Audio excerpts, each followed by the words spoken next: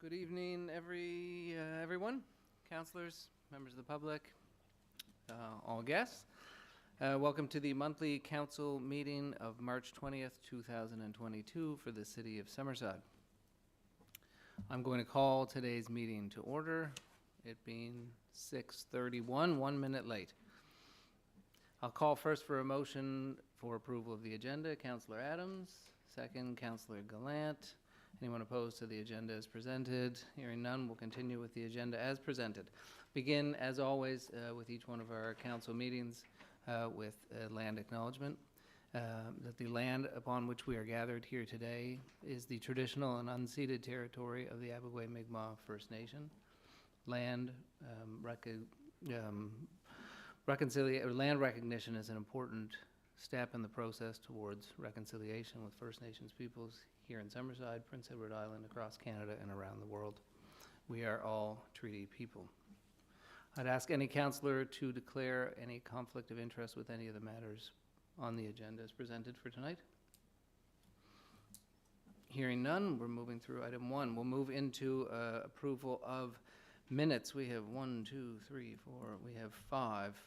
First, I'll call for a motion to approve the monthly council meeting minutes of February 21st, 2023. Councillor McDougall, and a second, Councillor Duran. All councillors happy with those minutes? Great. So moved, so carried. 2A, sub 2, a motion to approve the Committee of the Whole minutes of March 7th, 2023. Councillor Gallant, second, Councillor Duran. Anyone opposed to those minutes? Hearing none, those are carried as well. Motion for approval of the Planning Board meeting minutes of March 7th, 2023. Councillor Adams, Councillor Morrison. Anyone opposed to that? Hearing none, those are carried as well. Motion to approve the in-camera meeting minutes of March 7th, 2023. Councillor Morrison, second from Councillor McDougall. Anyone opposed to those? Hearing none, those are carried. And last but not least, motion to approve the special council budget speech meeting minutes of March 13th, 2023. Councillor McColman, second, Councillor Gallant. Anyone opposed to that? Hearing none, those are all carried. Thank you everyone in the public for your patience as we approve our minutes. It's been a busy bunch in the past month. Moving on to item 3, accolades and recognitions. This is the opportunity for any member of council to speak, any councillor to speak, to highlight any accolades or recognitions they'd like to set out. Thank you, Your Worship. I just like to pass on congratulations to Gardner McDougall for winning the CIS hockey championships. Gardner's a Bedeck boy, and he certainly is making his mark and coaching hockey, and we congratulate him. Thank you. Thank you, Your Worship. I would like to extend well wishes to people connected with the City of Summerside, former councillor Gerald Meek, who is in hospital, and also former longtime firefighter with the Summerside Fire Department, Wilford Smith. So on behalf of Mayor and Council, we wish them all the best.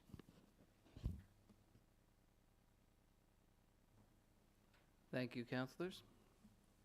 We're going to move on to item 4, which is a public presentation from Safe Summerside. Streets are for everyone. Ken, you're here to make a presentation. We're looking forward to it.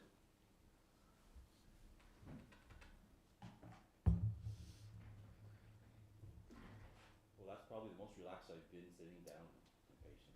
I'm really excited to be here. Whoa, I just went really vocal on now. I'm really excited, pun intended, to be here. Mayor, council, and staff really appreciate this opportunity. As you can look behind me, I thank so much everybody for coming out. This is a little inkling of the support that active transportation has in the community. I have prepared a video and audio presentation because there's absolutely no way I can cover as much as we need to cover in 15 minutes. So by a video presentation, it provides, I want to respect the rules of council, so 15 minutes we're going to stick to. We are a nonprofit. We want to be a nonprofit, 111 members. There's nothing, this is such an enthusiastic, positive initiative that I can't believe I'm sitting for it right now. But I am, because I got a slide presentation. That's the only thing keeping me on the seats, I'll be honest with you. At the end of my presentation, there'll be 2 slides. One is looking at questions. So I've also prepared 71 slides of potential questions that you may have, Council. And I said, well, in case you have questions, we can just click. I can give you a visual presentation of what the answers are. Visual is so much better, for me anyway. And essentially, the outcome, desired goals is to come away with some resolutions. I've not made it a secret. That we need an active transportation and official plan, but also cycling without age. So if I do have permission, I could ask Dr. Doug Harmony just to pass around just a paper copy of both proposed resolutions, just to councillors. Thank you. So Doug, you can proceed. Just to keep that in mind when we're looking, the bottom line is, yes, we need the plan, but council support of such a plan and such initiatives will make a world of difference. Okay. If you're all sitting comfortably, now we can begin. But make sure, if you have it, take some notes, because this 15 minutes, actually it's 14 minutes and 3 seconds, so I'm giving myself a clap on that one, okay? It's a lot of information, but enjoy.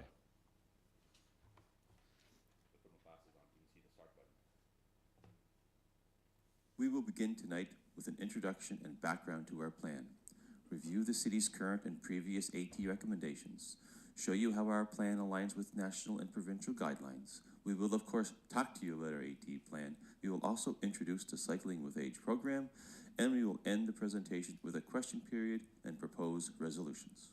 Often when we think of AT pathways, we think of bike lanes, but active transportation is more than the image of an able-bodied cyclist. Any way we move our human body to power movement around the city is active transportation. When we start to consider all the various modes of active transportation, we begin to re-examine how we design AT pathways. For example, is the width wide enough so 2 people in wheelchairs can meet each other and remain on the trail? When we ask ourselves questions such as this, and only then can we start working towards a safe and accessible network for all people, regardless of age or ability. We began last August collecting data from the local AT community. One AT user quickly led to another AT user. In no time, we had feedback from AT users and AT supporters of all ages and abilities, including their barriers, solutions, and AT usage. We also reviewed provincial climate change plans, as well as provincial and national AT guidelines. It was important for this plan to be realistic, keeping it grounded in Canada, and specifically Atlantic Canada. We researched over a dozen AT plans. The best example is the 2012 AT plan for Charlottetown, Stratford, and Cornwall.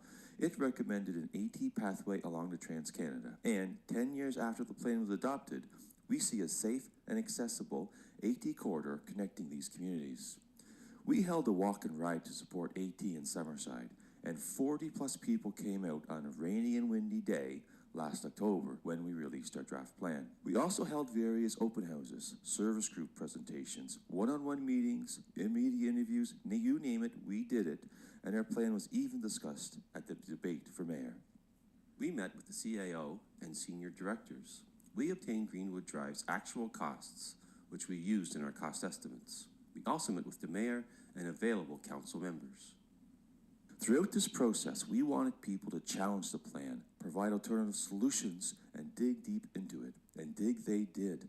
Some of our plan did change, and we thank our community, people in this room tonight, for making it stronger, more intuitive, and more responsive. That brings us to our final plan. What council have before them tonight is a needs assessment and a public consultation document. Unlike any other document in the history of AT in our community, that brings together the work of many to form one united vision for a safe and accessible AT network in Summerside. Briefly, there are 5 key benefits of active transportation. Environmental, less motor vehicles equals less emissions. Health, your physical and mental health improves with AT. Economic, number 1, you reduce the cost of gasoline or motor vehicle maintenance. And number 2, businesses near AT routes generate more sales. Social, you interact more with people, improving your relationships, and also your connection to the community. Lastly, safety. Protected AT pathways reduce injuries and fatalities. The number of pedestrian and cyclist collisions with motor vehicles is a growing concern.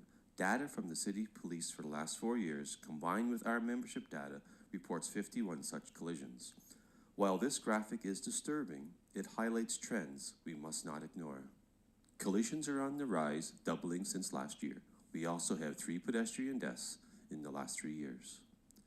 86% of collisions occur on high-traffic streets. 18% of collisions occur at intersections close to schools, with 12% connected directly to the Elm Street, SIS, and Parkside route. And 88% of collisions occur in high-traffic streets without a shoulder. And Summerside is no stranger to active transportation. In 2006, the city's Active Transportation Committee brought in Michael Hayes to evaluate the city's AT. It scored high in walkability, but bikeability scores were low or negative. 10 years later, the Urban Core Plan included recommendations such as protected bike lanes and making downtown bicycle-friendly. The city also has created 2 previous AT plans, one in 2007 and another in 2012. These AT plans are referenced in the Economic Development Plan as well as the official plan for the City of Summerside. This means the city continues to be guided by these draft AT plans as part of what they see as the city's vision. And what exactly does the vision say in our official plan? The development of an integrated, comprehensive bicycle network is the city's vision. Our plan is based on best practice guidelines, the BCAT Design Guide, Transports Quebec, and NACTO. Our own PEI AT network plan is consistent with these national standards. Our goal of the PEI AT network plan is to prioritize active transportation over private single-occupant vehicles. And it is important to think of all users and just not the confident cyclist or experienced walker. We understand there may be some trepidation to create an official plan while the PEI AT network plan remains in draft form. However, this map is the PEI plan. It does not list any streets in Summerside. It is leaving the decisions to the municipalities to best decide how they wish to connect to the network. So, as long as we have a connected network within the city, then we have a connected network that is aligned to the PEI AT network map. There are 3 key AT design standards. If we just do these 3 things right, we will have a best practice AT network. On high traffic streets, a protected barrier is required. This will immediately reduce collisions and more people will feel they now have a real choice to choose AT. The network must be 1, connected, and 2, intuitive. By connected, we mean it needs to travel to destinations we frequent. And by intuitive, we mean it needs to follow as much as possible a straight line, not going downtown first when we want to go shopping uptown or vice versa. And lane width is a situation-critical part of the accessibility puzzle. Without adequate lane width, AT pathways remain inaccessible for people with disabilities. Let's look at 3 examples in Canada of protected pathways.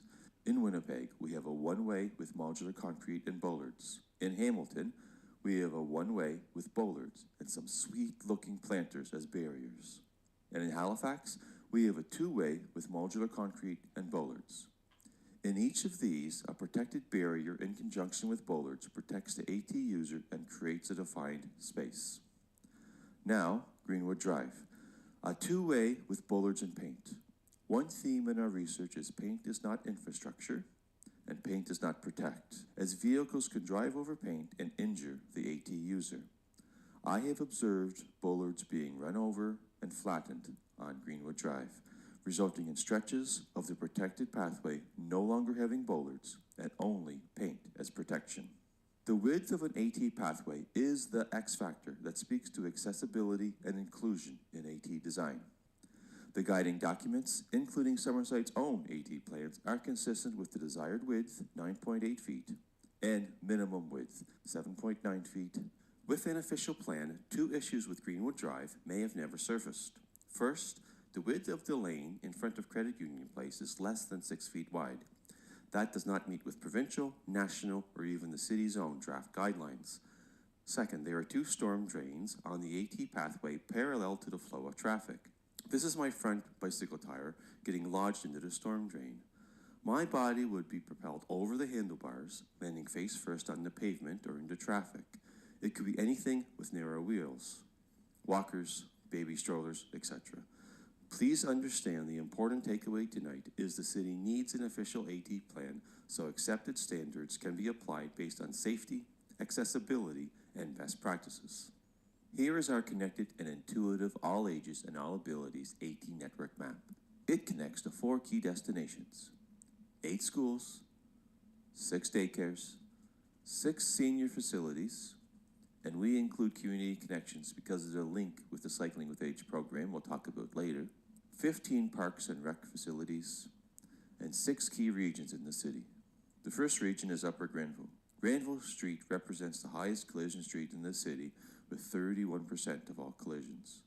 And the majority of those collisions are uptown. Our plan creates 2 parallel routes to Granville Street, the blue line and the red line, using low traffic streets like Arcona and Summer. Essentially, we are directing AT users off of Granville to more safer routes. Our plan also creates 5 cross Granville Street connectors to safely move AT users from one side of Granville to the other. We have paralleled our recommendations with collision data and those streets best able to accommodate AT pathways based on the above ground infrastructure. Please ask us at question period for the details. The GST Center is another region in our plan, located on Pope Road, a top priority street for the city as it has been identified 3 different times. Please ask us at question period why Pope Road is a priority. We also include downtown opportunities and entry and exit points as well on our plan. Please ask us for details at question period. And while our network plan may look incredibly ambitious to some and too much to handle to others, let's look at it from a different angle. The city's 2 previous AT plans identified 8 streets, 13 kilometers. The urban core plan identified Heather Moyse, Water, and Granville. In our plan, the blue line and red line replace Granville but reflect the same north-south connection, 5.9 kilometers. The city has created AT pathways or equivalent on streets not identified in these plans, 1.6 kilometers. You can see that most streets in our plan have already been identified by the city as priorities. In fact, 80% of our plan has already been identified. So what exactly is our plan adding? Safe connectors to schools, daycares, parks, seniors, people looking to participate in the Cycling Without Age program, and key regions for work and shopping. And what portion of these streets are ready to go right now, requiring not one single penny of new asphalt? 56%. That is right. Our plan combines 80% of streets already identified by the city, and 56% of those require no new dollars for pavement. So much becomes possible with a safe and accessible AT network. I like to end this presentation introducing you to a quality of life program in 52 countries to which Safe Summerside recently became the 108th chapter in Canada. The Cycling Without Age program matches volunteers to seniors who live in manors. The volunteers ride specialized bicycles called trishaws, develop a relationship with the senior, and take them out in the community and explore nature. Community Connections is also interested in this program. Our program will run out of these 3 facilities, Andrews of Park Hill, Wedgwood, and Community Connections. The letters of support we submitted in advance of today's council meeting speaks to the broad support this program has. However, there are 3 obstacles to begin this program. The trishaws are expensive at $12,000 apiece, and we are looking for 6, but we are committed to raising the money this year to beginning the program in 2024. The Confederation Trail gates need to be removed as these gates make the trail inaccessible for the trishaws. The trishaws are just very, very wide. The remaining obstacle is the creation of safe connections from each facility to the nearest safe recreation trail. As you can see, the distance to connect these facilities is very small at 0.6 kilometers. As we've been looking for the most cost-effective way to deliver this program, it seems more intuitive to connect Water Street in front of Community Connections to Greenwood Drive than to create an entire AT pathway behind Community Connections. And since this street already has a shoulder that meets the required width for a protected AT pathway, it would need no further pavement, just the protected bollards and modular concrete. So, the revised total for new asphalt is now only 0.3 kilometers. This is a quality of life program that, in the words of one funding partner, says it will save lives by helping seniors be less isolated, while also helping adults with intellectual disabilities safely explore their community. This ends our video presentation. We will now open 2 slides, one for questions, a second slide with proposed resolutions. We thank you deeply and sincerely for listening to us tonight.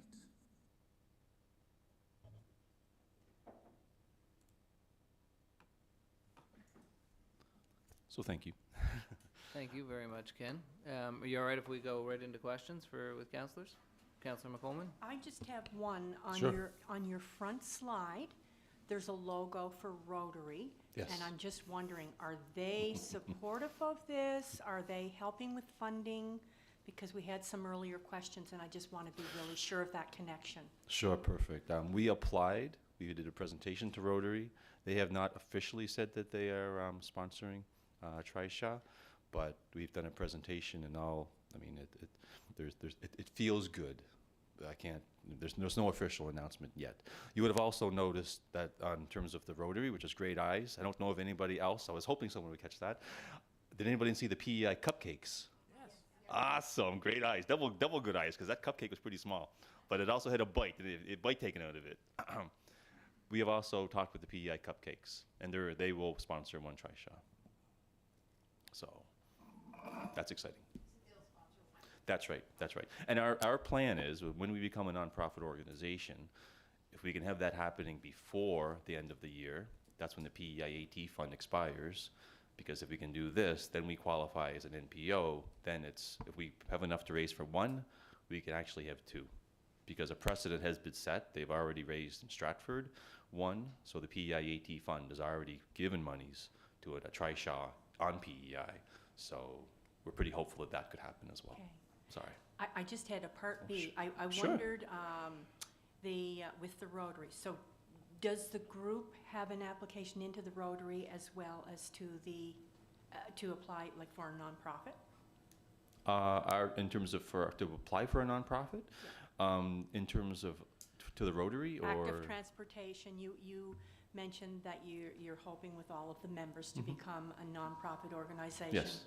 So is that application in the process now? Right now we're working on it. Yeah, we're working on our bylaws, and as you can imagine, bylaws are an interesting creature, Okay.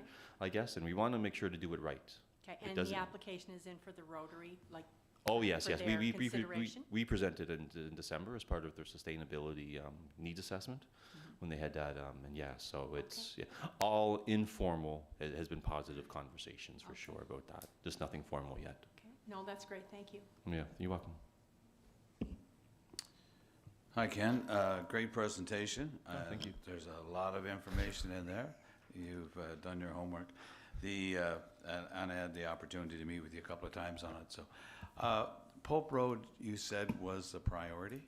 Very much. Yeah. Okay. Do you want me to go into detail or? Just share with us why that would be the priority. Okay, I can just quickly go to a very short, I say short slide, but I do with a snicker, by the way. Yeah. I'm just seeing if I can open this. Here we go. It's all clickable too, isn't that amazing? So I'm going to move this mic so I can kind of click this. Pope Road, as we know, has been on the agenda for a while for the city. It's third highest street, so I'm just going to quickly go through here. In terms of traffic, it's the third highest street, right? And that's based on the median count since 2010 to present. If we go average, it's the second highest street, but median is proven to be a much more realistic and reliable measure for statistical reasons. There's no shoulder. So if you're looking at all of the streets, the high traffic streets, this is the most highest traffic street, I guess, without a shoulder. 12% of all collisions have occurred on this street. It increases to 24% if we're going to account Granville and Ryan, Granville and Pope, but that intersection is more of a Ryan than a Pope, if that makes any sense. but 12% of those collisions are very, it's a substantial amount. It's a substantial amount. This is the route, I think the natural route. It's the only route that connects so many organizations and businesses. If you're looking at schools, it connects École Sommaire as well as Greenfield. Daycares, it's École Sommaire has a daycare, there's Precious Lambs, and then there's Rainbow. There's 3 daycares that it connects with. The Cycling Without Age program, which we heard about, there's a manor located on Pope Road. If you're looking at the business and industries, the Summerside Business Park, key destination for shopping, you know, uptown. It's the only way to get from St. Helens to uptown shopping without going on the highway. So it's the only route. And this is just some images here that we've taken. This is a father who is biking with a child. They're going to École Sommaire. He's in a trailer so that you don't see the child in the back, but the truck is going to pass over the yellow line and approaching traffic. With no shoulder, it creates the dilemma that here's another father. He's bicycling to Greenfield, and his children are on the sidewalks, and he is on the shoulder. I mean, he's on the side of the road because there is not a shoulder. He's taking the role of a protective father, and that he would rather get hit by the vehicle than his children. And sadly, I've only seen these guys at once, because you only do that once. You only risk once. Mobility scooters are on the road a lot, right? Especially Pope Road, and it's just they're not on the sidewalk for safety reasons. Maybe I don't think it's illegal, but having an active transportation pathway would negate that as well. Greenwood Drive leads right to Pope Road, right? So Greenwood Drive, we're taking people from a protected pathway from the Bay Walk and Greenwood Drive, and then leading them on to, I would say, if not the most concerned street that we have, it's right there. It's definitely a top priority street. So if we can make Pope Road safe, that makes the connections, because we're sending people who are really accustomed to a protected barrier or a protected medium to an unprotected street. Okay. Oh, sorry, the last one. Sorry. I did have the natural pause so I can see how you'd want to jump in there, Bruce. This is just a picture of me while I'm biking, just to illustrate that this is a dump truck passing me. Now, I know there's people who are really familiar and can handle this. I've been biking a long time. I can do that. I know I'm putting myself at risk. I know that. If you can see the image, that's a shoulder that I have. I mean, the width, there is none. But if you also see, what's so important with this slide is look at all that gravel and green space. It would take nothing, really, to increase the width of that shoulder, and you have a shoulder. And since 86% of all collisions happen on traffic streets, but it's the non-shoulder streets. The criteria is not whether a street has sidewalks, right? People are getting hit. People are getting hit on the sidewalk. Like, people are getting hit on crosswalks. And if we're able to have a shoulder, that's just Summerside stats, right? We're able to do it. So anyway, that's it, Bruce. Thank you very much. You're welcome. Okay, thank you. I guess I don't have so much questions as just comment or a string of comments. Sure. I want to just let you know how I feel as a counselor, so you're not leaving here wondering, what did they think, or what did one of them think, or all of them think. First of all, thank you for the tremendous level of detail that you went into with just 15 minutes. I'm sure with the 2 hours you could have delved even deeper. I think a lot of the legwork has been done for us via your group and the SAFE group. I think there is tremendous value in that. The data that was just presented to us and is available to us, maybe beyond what was presented, obviously. I think quite realistic, you likely saved the city thousands and thousands of dollars that we would have had to put into studies and anything else. The work that's been done by you folks it was phenomenal, and I hope that we can move towards adopting this or part of this or all of this as an AT policy for the city. There may be amendments needed or budgetary considerations that we obviously have to talk about, but at this point, just for me, after talking to you, and we met, of course, That's right. prior to this, I certainly, you have my support, so, Well, thanks again. Yeah, no, I appreciate your kind words. Appreciate that. And I just have one quick thank you, Ken. Sure. And everybody who shows up. It's always appreciated when everybody can take the time to support a good cause. And I guess my question was the provincial plan, because I know we had spoken like just, you know, in groups at council about, and my concern was that I wouldn't want us to do anything and provide this assistance to you, and then the province turn around and it be the requirements be completely opposite, and then it, you know what I mean? I wouldn't want the two to fight against each other in the, so has there been any discussions with the province and when they will have their plan in place? Yeah, I think there's no, they can't give a bottom line on when it's draft. But I think if you look at the draft plan where it is right now, in terms of the streets, like it does not touch on Summerside. Like it's looking at a pan PEI perspective. So it's how to connect the province, Right. and it really is leaving the municipalities for their own to make their own decisions, because we know best. Right. We know best as long as we can connect A through B. Yeah.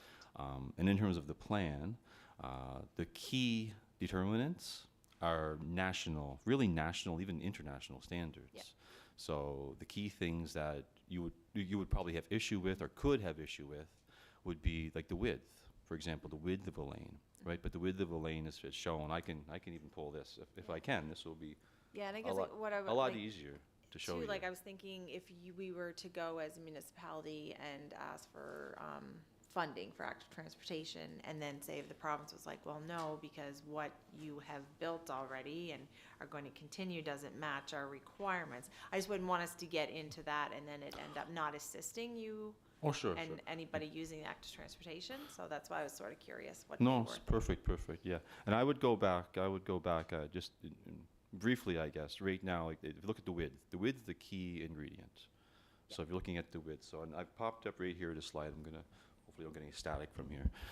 The slide, the width is the key if you're looking at all the studies. So if you're looking at here, the PEI draft plan, it's 9.8. But if you're looking at even the Summerside's own draft plans, Yep. right, we had the same, 9.8 Okay. is the max. This was in 2007, it's green transportation. And I do call both of them AT plans, and the reason why I don't differentiate, because calling one a green transportation plan is because the 2011 economic plan for the city, it referenced AT plans before the AT plan in 2012 even came out. Got it. So obviously the city also considers that Right. an AT plan. So that's just for your knowledge, Carrie. And so if you look through the BCAT design guide, again, it lists 3.0, right? It's the same. Of course, Quebec are more determined on the number of cyclists as opposed to so much. But again, it's all consistent. Minimum width is all consistent. What speaks to me though is width is that even though the draft plan recommends 7.9 width is the minimal, when we did do the Greenwood Drive plan, it's below that standard, right? Like it's less than 6 feet. So that itself doesn't meet the standard, Right. but that was funded, Okay. right? Got it, That was- okay, do yep. you know my point Yeah. I'm trying to make? Yeah, no, Is perfect, I that, yeah. getcha, yep. So I guess what I'm saying is that these are recommendations and standards, but it really is, they're really leaving it up to municipalities to decide. Does that Yep, help? No, that's perfectly Does that answers help? my question. And that's why when I talk to some representatives about, is there a golden rule for when do you Yes. put in a protected pathway? Like when does, if it's X kilometers or X speed or X amount of people on the road, and they said, no, it's not. There's not a golden rule. And I think that's a strength, because if we can look at not having a golden rule and saying, you know what, I know that's a community that it's a seniors community, and I know maybe maybe the traffic is not that heavy, but the risk is there. The risk is there. And we as a municipality can determine that that is risky enough that we're going to put a protected pathway there. Right, so I think that's the strength of not having that, but having the guidelines. These all meet the guidelines. All the guidelines that we are proposing are the guidelines that are in the PEIAT plan, right? So just to answer that. It's a great question because sadly it may remain rain draft for a long time. Yeah. But I don't think we can as a city say, we're not going to develop ours because the provinces is draft, because the provinces is setting up this major blueprint. Their next step is not really to make it draft, finalized in my opinion. The next steps of the plan is to develop what happens after that. Like we're working at the next steps. But anyway, great question. I can talk about this all night, so keep the questions coming, people. This is like my dream come true.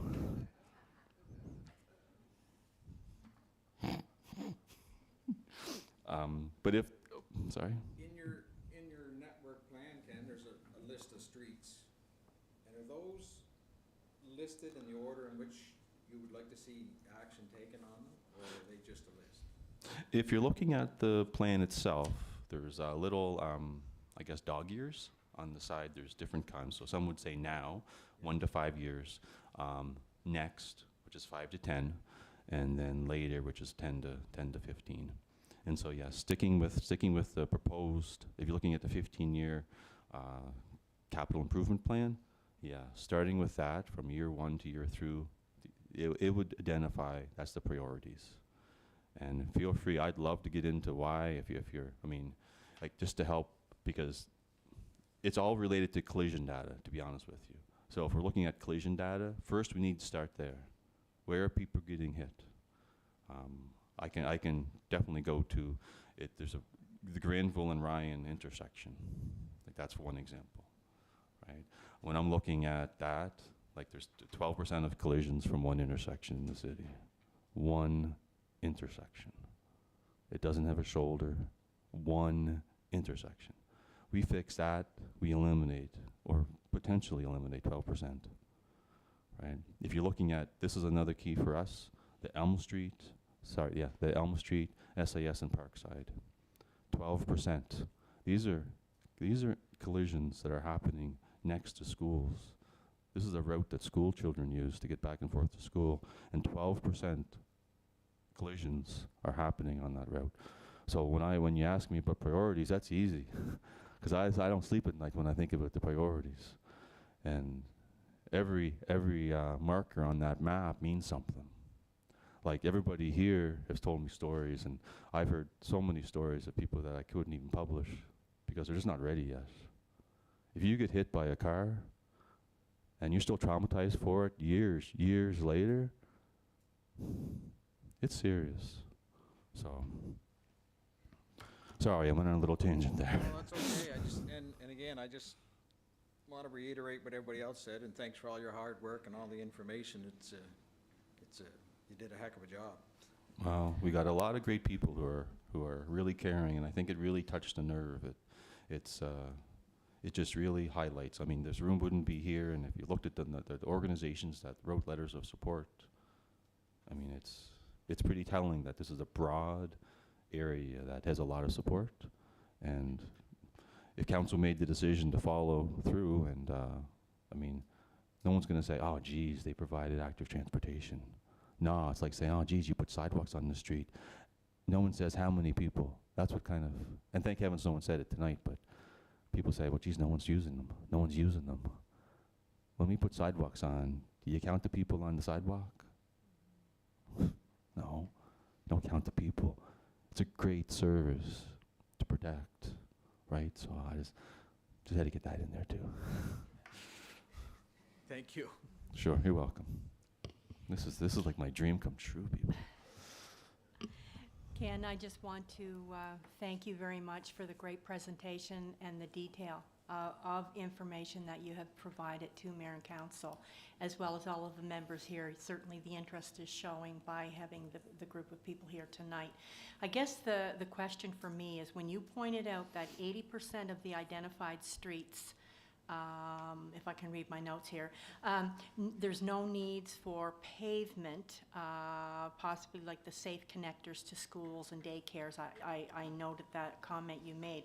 So what I'm wondering, if 80% of them have no new needs for pavement, but if we're looking at the 3 points that you made that you commented on, high-traffic streets, these were the 3 points that you made that were very important, connected in a network for intuitive, and the width so that people have access. So what do you see, my question is a twofold. One, what do you see would be the overall cost, in just an estimation? And where do you see, something like this, if it couldn't be done all at once, it would have to be phased in. And I guess I'm looking at it as maybe through the eyes of, as an elected council, we many times are asked to do terrific projects. And I'm saying this for the ears of our candidates that are in the audience tonight, we really need the help of provincial and federal government when it comes to doing any of this work, because we only have so many dollars. That comes from our taxpayers. And our taxpayers, we have to always leverage taxes going up to pay for some of the projects that are coming in as requests or that we need to do as capital. So I'm just asking you, where do you see that as a ballpark estimated figure that would cost for this type of a dream to happen? I love it. So your question highlights three things. And the first, you got the slide like almost perfect. I loved it. Yeah, see, I know, and that's why I love the slides. Slides really help. But just to clarify, though, 80%, the 80% was the 80% of streets that we identified, the city has already identified. So in different types of plans, that's where the 80% goes. The number of streets right now that are ready, that don't require any pavement, that's 56%. So it's just a little difference. I mean, it's a 24%, but, sorry, math. Math is my good point. So if it's, I'm sorry to interrupt. Yep. So if it's not pavement, it would be the other assets that would be needed, like for widening. You had shown a slide with planters and different, like to give that demarcation. So vehicles, bikers. That's right, that's right. So what we'd be looking for is, in order to have a protected pathway, it would need, like Greenwood Drive has the bollards. Like I say, that's one part. Bollards really bollards are really a warning to the motoring public that something's coming. They don't protect people in the lane. They just kind of warn the motoring public that something's coming. They're reflective. That's what they do. They bend, right? So then if a motor vehicle hits them, they won't damage the vehicle. That's really the purpose, right? It's a warning sign. The concrete stops. And so our plan is for every 16 meters, putting 2 concrete stops and 1 bollard, right? So we have that. So the concrete stops would be the protective barrier and the bollard. And I mean, if the city wanted to increase the concrete stops, that's fine. But 2 concrete stops and 1 bollard, that makes sense. That'd be over 16 meters. You got 2 6-foot long concrete, which is parking stops, just parking stops. They're $65 a piece, right? Having those, and then having a bollard, right? So that would be along those lines. So every street that we say is 56% ready, that's all it needs. That's all it needs. And then if you look at the financial plan, it would list painstakingly in detail how many bollards and how many parking stops. But I do want to, you mentioned about the province. That's a key. I know for our group, we're talking with the province, and a part of our process, just like with the city, we asked the councillors before the election, what's your feeling and take on active transportation? We've done the same with the province. The key is that the PEI-AT fund, it's expiring. We have 1 more funding cycle, and our group believes that's just it's not good. Research says that in order for emissions to actually be reduced, you have to move away from the single occupant vehicle. You got to work for active transportation. And so more and more research is saying that. So a key piece is us advocating for the province to not only continue the PEI-AT fund, because we all know without the PEI-AT fund, Greenwood Drive is probably not here, right? I mean, it's a 50-50. I mean, you're not, I mean, that's just reality, right? It's reality. But the point is, we're also advocating that 50-50 is not good enough. I hear, and we hear, that you guys are struggling to find resources. Federally, they were able to put together an 80-20 package. It was the COVID Resiliency Fund. It was so popular, it was used so much, the fund got depleted before Christmas. So the province, and we're advocating if they can have the similar fund, have a PEI-AT fund, but make it 80-20. So the province pays 80, the municipalities pay 20, and then that opens up so much for the city to actually access the resources. So 100% agree. 100% agree is that it's hard to find money where there's not money. The good thing is with active transportation, I solely and truly believe that there will be funding for a bit. There'll be some cost share funding arrangements for a bit, but it's time now to act because it's gonna stop eventually. It's gonna stop eventually. But you also talked about costs. So if I can just jump here. If you have it, but I'm trying to be conscious of the time too, that there might be other questions. And because we have another formal meeting, even if you could send us that information, that would be really helpful. Okay, I got it for you in, well, I can tell you if you want. I got it in one slide, but I can tell you right now. Based on the PEI-AT plan, its estimates, now we provide a range. I think it's unrealistic to say we can pinpoint this is going to be the cost estimates. I think in today's crazy economic, it's not realistic. I'm not going to be up here and saying here's $1 figure. PEI-AT network is coming in at 8.8 million. That's everything we're saying. I think what's even more important figure is what the staff of the city have done. They provided us with the actual true costs of Greenwood Drive from 2020, 2021, and 2022. That's a much more accurate figure. So I prefer to use that. And if I'm looking at the 2020 stats, it's 6.8 million.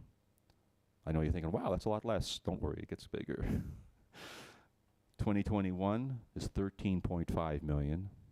That's a double cost in a year. The cost of last year is 15.6 million. So if we base everything that we have on paper based on last year's AT on Greenwood Drive, it's 15.6 million. Over 15 years. So we're proposing 15 years. I think that was also a question, Norma, you had about the time frame, and obviously this is going to be a little bit. If you look at the Baywalk, how you guys built the Baywalk, which is great. You know, like I think it was 1 kilometer a year, building that 1 kilometer, then build in some maintenance and infrastructure. And that thing right there, no, it's far exceeding anyone's expectations on usage. Like it's blowing people out of the mind, right? And that's what this can do. We can literally have a Baywalk surrounding the inner streets of the city where people don't need to drive to the Baywalk. They can get out of their house and go to the Baywalk if they so choose, right? That would just be great. So, oh, you're welcome.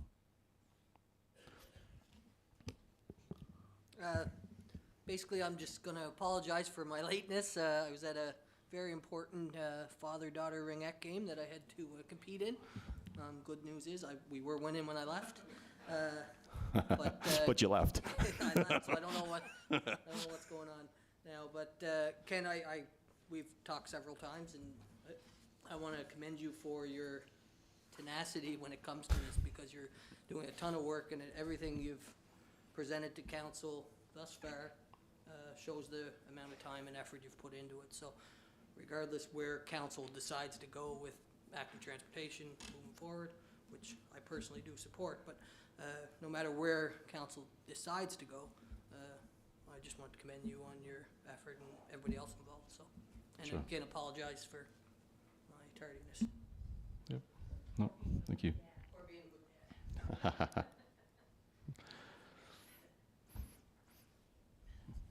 Any other comments from council? I'll just wrap things up here, Ken, with a little housekeeping and then a couple of thoughts. One, in terms of just the housekeeping process here. So you put forward a package, you sent all the information to council and some proposed resolutions. We won't take resolutions today. The way this would work next is council would bring it up at the committee of the whole meeting, which happens monthly, which would be in 2 weeks from now. If council wants to put it on that agenda or any committee of the whole meeting going forward. And at that point, council would then discuss whether they would want to direct staff to proceed with the development of a plan. It is very unusual to have a situation where you get handed over a plan of this quality and magnitude. But of this quality, Ken, this is, when I look back at it, it is well thought out, it is well positioned, it is considerate, it highlights all of the benefits. Skews a little bit on the safety side. I think the highlights with respect to how important active transportation can be for the health of individuals from aged 8 to 80, the planet and the environment, how active transportation can build more inclusive and equitable communities, and complete streets really showcases what community is all about. So, congratulations as well to you and everyone who's worked with you to make this, to bring this forward, but also to work through all of the particulars that are contained in there. So with respect, again, back to the process, it will go to Committee of the Whole.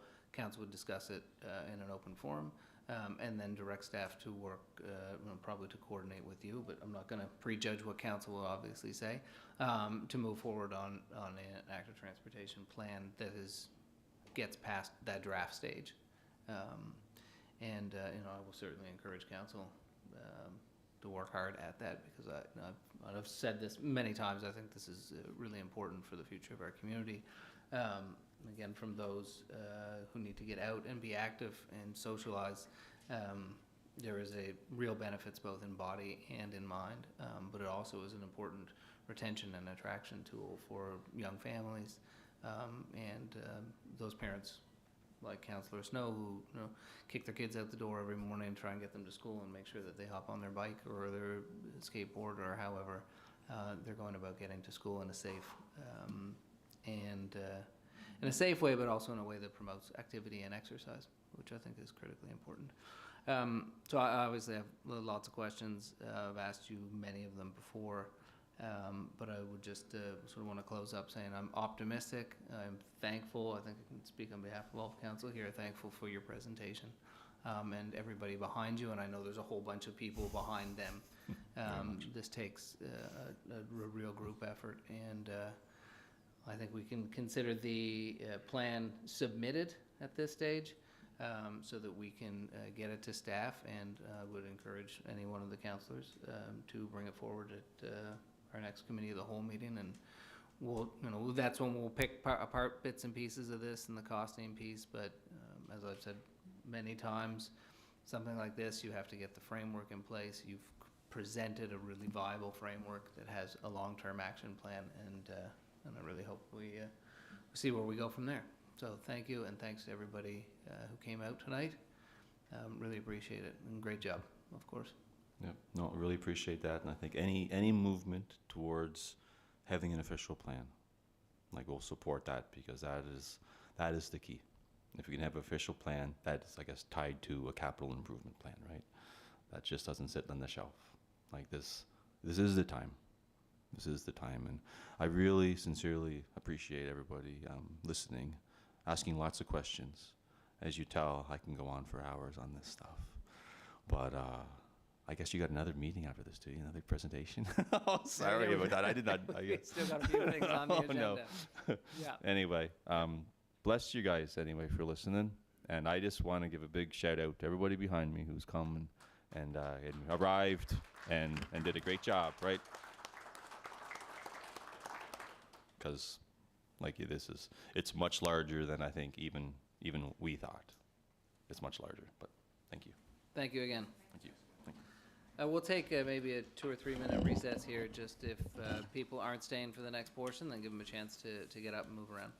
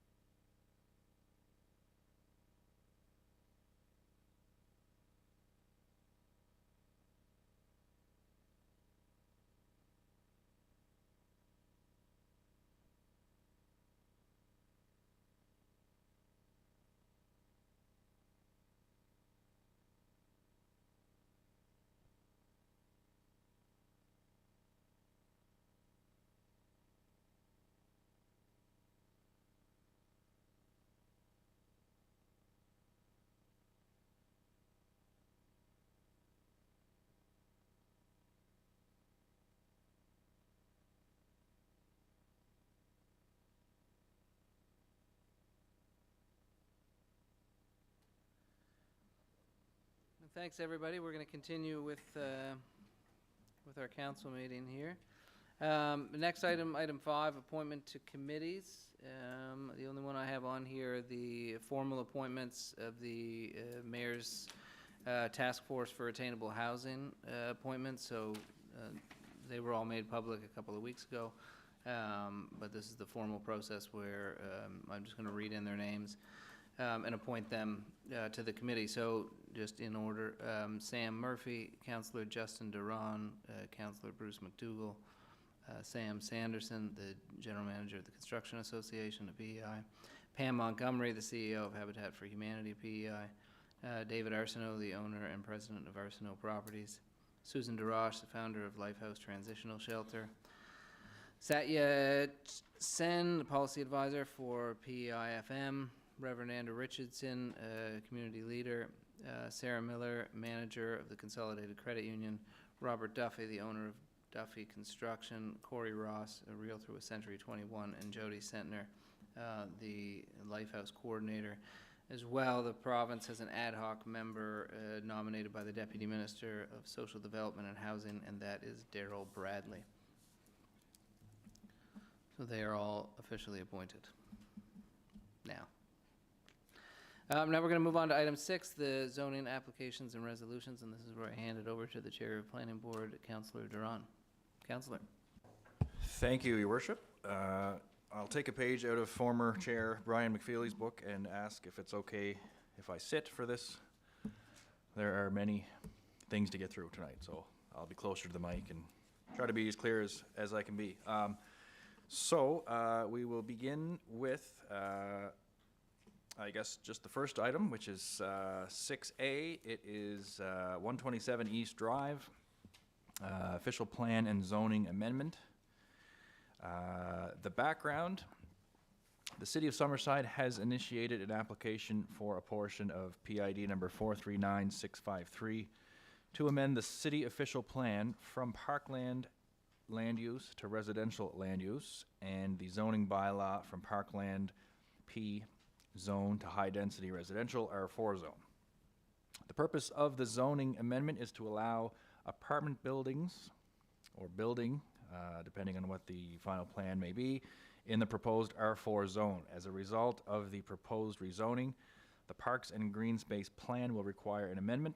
The Parks and Green Space amendment will be addressed as a separate process, and that will be the next item on the agenda tonight. Proposed official plan amendment is to change the land use from parkland land use to residential land use. Proposed zoning bylaw amendment is to change the zoning from parkland P zone to high density residential R4 zone. The application was advertised in the March 4th, 2023 edition of The Guardian, and letters were mailed to property owners within 60 meters, 200 feet of the subject properties. The current zone, which is parkland, we'll get into what that can be used for now as currently. The purpose of this zone is to accommodate parks and other parkland uses. Those permitted uses subject to bylaw requirements are drainage, greenways, green belts, public parks, swimming or wading pools, trail or linear parkways, and accessory buildings. Subject to council approval, any discretionary uses.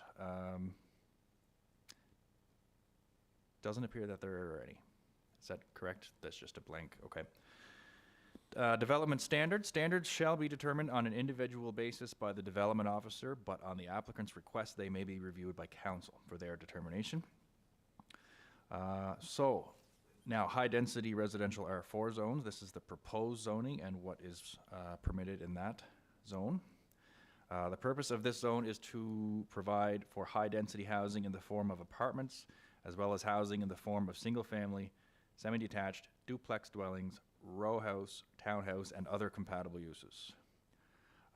Permitted uses subject to bylaw requirements in the R4 zone: single-family dwellings, semi-detached dwellings, apartment buildings, boarding house, accessory building, assisted living, duplex dwelling, group homes, childcare facility, medium, rooming house, row house, townhouse, nursing care facility, community care and nursing homes, and social services agencies.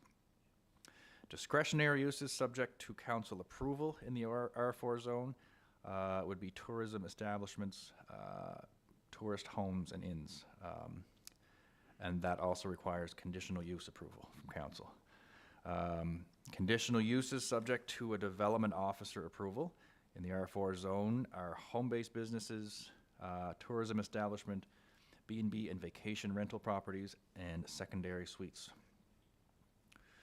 We'll now move into the comments and questions. So this is the time when, if anybody here is from the public, or council, of course, as well, has any questions that they'd like to clear up before the next meeting. So first we'll invite the applicant, if there's a representative or if the applicant is here, to come up if you'd like to make any comments. If not, certainly not necessary, but since it is the city that is initiating the application, it's currently city-owned land, so do we have somebody that is here? I'm here. Oh, there, okay. Kristen, did you have anything that you wanted to? Just something very, very quickly. The purpose is to rezone property for development under the Rapid Housing Initiative, which we will be formally announcing with the federal government in the near future. Great, okay. You know, if there's anybody here that is a member of the public that would like to ask questions or raise concerns or make comments, we will take note of them, and if there's questions that can't necessarily be answered tonight, they will be answered at the actual planning board meeting. Sometimes, depending on what the questions are, staff have to go back and do some more research or contact who they need to contact, and it might not be able to be answered tonight, but by all means, come up and just state your name at the microphone and your address, and we will attempt to get things answered ASAP. Can I ask you to just, so whenever they come up, people can understand where they're talking about, so can you show the map and the property? Just so that, so they'll know what we're talking about. Good So call. can you show, like, so where's the ball field? Can you point out where the ball field is? Perfect. Okay, now I have. Yeah. So yeah, this, for anybody watching or listening, this is on East Drive, where the Lions Club ball field, sort of in that area and behind there. So come on up.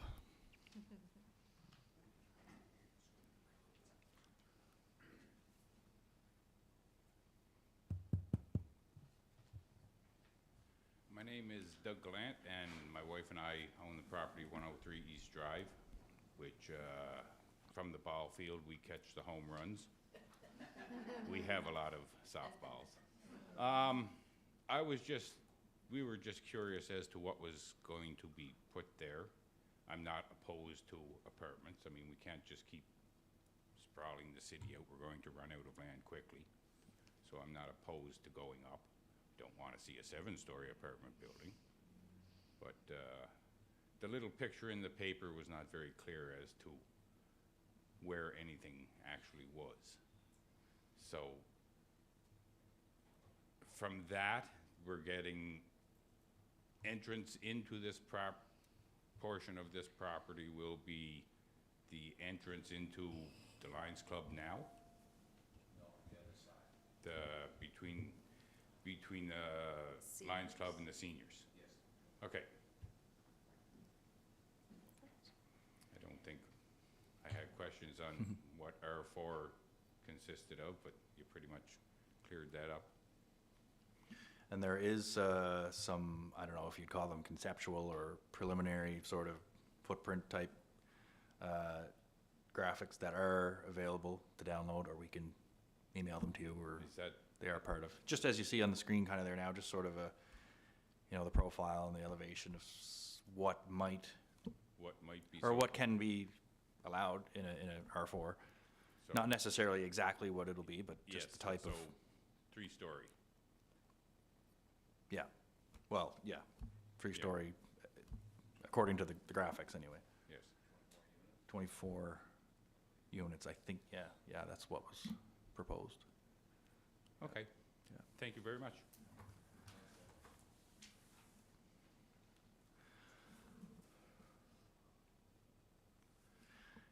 If there is nothing else, does council have any questions, or we can just?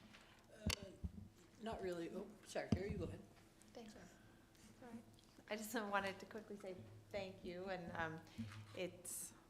I appreciate you understanding that, you know, we're running out of space and we do need the housing, so, and, yeah. That's what I do, I don't. Yeah, so I do appreciate that, and the fact that you came to find out more, so thanks.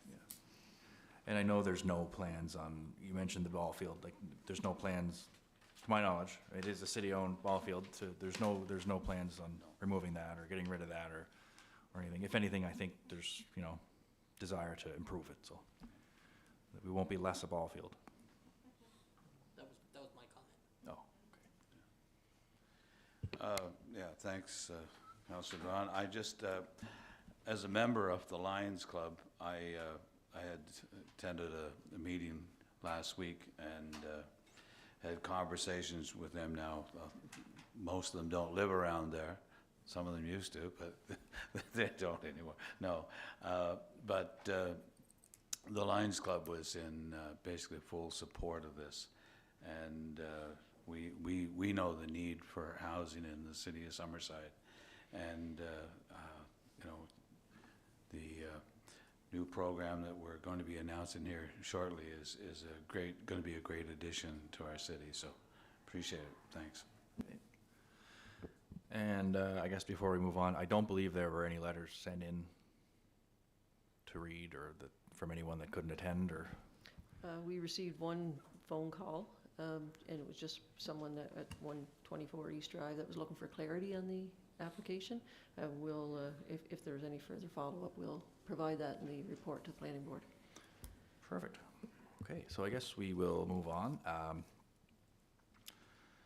The explanation of the process. In order to process the official plan and zoning bylaw amendments, the following steps are required. Step 1, the zoning bylaw amendment is read a first time and declared as read at a first council meeting. Step 2, the zoning bylaw amendment is referred to planning board for review and recommendation, and those two steps take place at the same meeting of council, and that is taking place currently. Step 3, planning board reviews the application and prepares a recommendation to council. That will take place at the planning board meeting, and at the end of these, I'll maybe go over the dates, but I believe there's a special council meeting on March 28th, and we're going to try to add it on to that night. And that will mean that the final vote of council will take place on April 4th. Okay, so I'll go over those again for anybody listening at the end here. So, step 4, the zoning bylaw amendment is read a second time and declared as read at a second council meeting. Step 5, the official plan amendment is read to be adopted by council. The resolutions will be either carried or defeated by vote of council. If the official plan amendment is adopted by council, the amendment is sent to the Minister of Agriculture and Land for signature, and the amendments become official. If the official plan amendment is defeated, the zoning bylaw amendment will be defeated as well, as the zoning amendment cannot contradict the official plan amendment. Step 6, the zoning bylaw amendment is read to be adopted by council. The resolution will be either carried or defeated by vote of council. If the zoning bylaw amendment is adopted by council, it is sent to the Minister of Agriculture and Land for signature, and the amendment becomes official. Steps 4 to 6 take place at council's second meeting. Please note that in accordance with section 5.20 of the city zoning bylaw, any person who is dissatisfied by a decision of council in respect of the administration of this bylaw may appeal council's decision within 21 days to the Island Regulatory and Appeals Commission. And now there are 2 resolutions for this application. And again, the final decision won't be made tonight. These are just resolutions that we read at a first time and that we're sending back to planning board for review and recommendation. So resolution COS 23-008, moved by myself and seconded by Councillor Barbara Gallant, whereas an application was initiated by the City of Summerside for a zoning amendment for a portion of PID number 439653 from Parkland P zone to high-density residential R4 zone under the City of Summerside zoning bylaw. Be it resolved that zoning amendment 0033 be hereby declared as read a first time, and Schedule B is attached. And that is the, amendment 0033 bylaw to amend the City of Summerside zoning bylaw. And I guess we'll call for the vote unless there is any more comments or questions from council.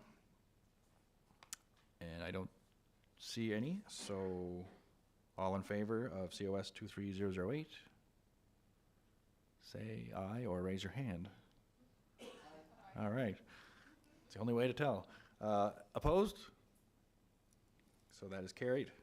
And we will move to COS 23-009. Moved by Councillor Barbara Gallant and seconded by Councillor Bruce McDougall. Whereas an application was initiated by the City of Summerside, an application was initiated by City of Summerside for a zoning amendment for a portion of PID number 439653 from Parkland P zone to high-density residential R4 zone under the City of Summerside zoning bylaw. And whereas zoning bylaw amendment 0033, a bylaw to amend the City of Summerside zoning bylaw, was read and declared as read a first time at this council meeting, be it resolved that zoning bylaw amendment 0033, a bylaw to amend the City of Summerside zoning bylaw, be hereby referred back to the Planning Board for review and recommendation. And that will be on March 28th. Moved by Barbara Gallant and seconded by Councillor McDougall. If there's any questions or comments, we will take them now. And I don't see any, so all in favor? Aye. Opposed? That is carried.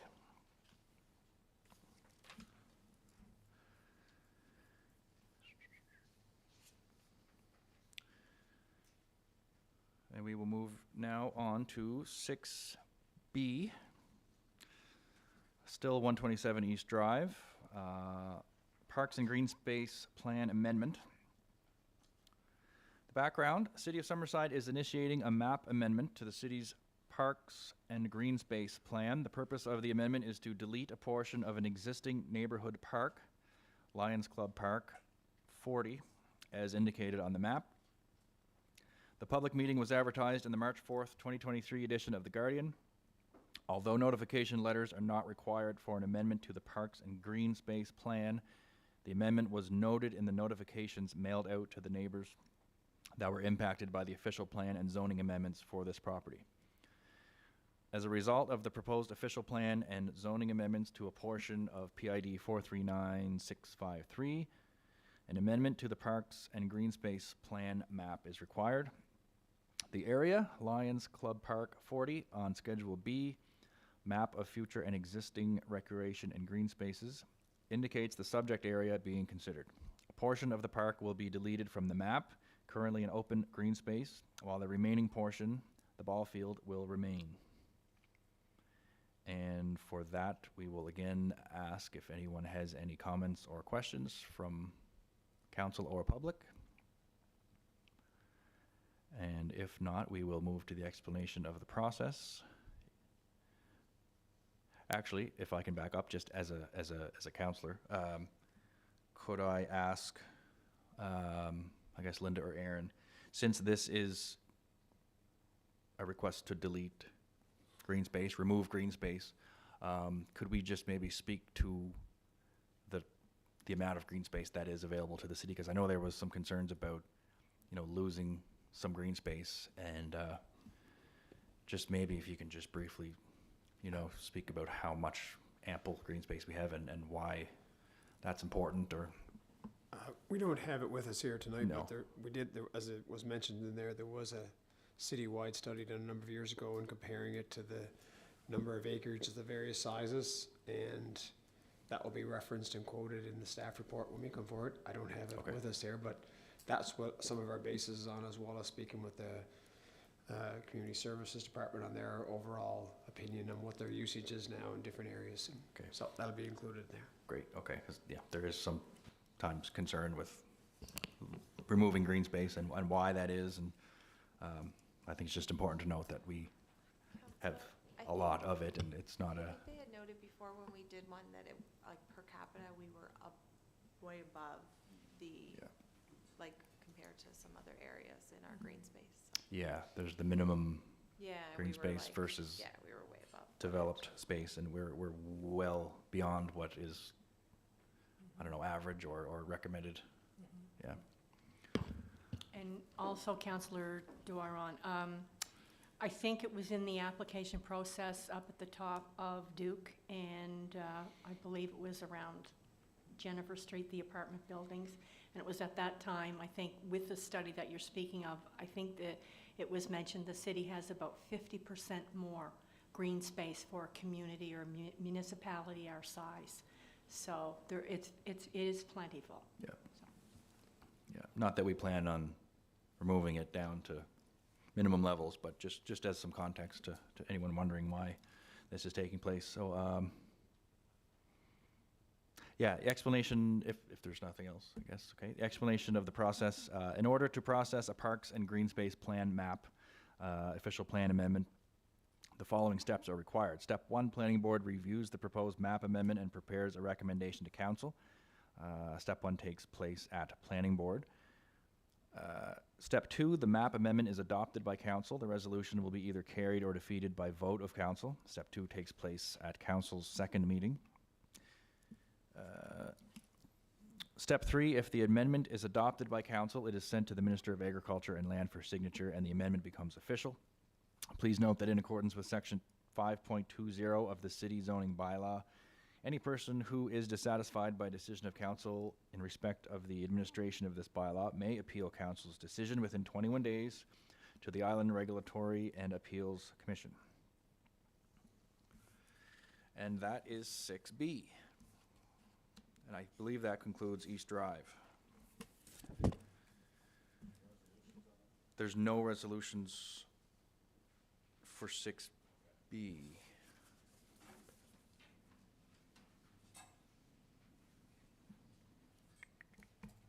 No.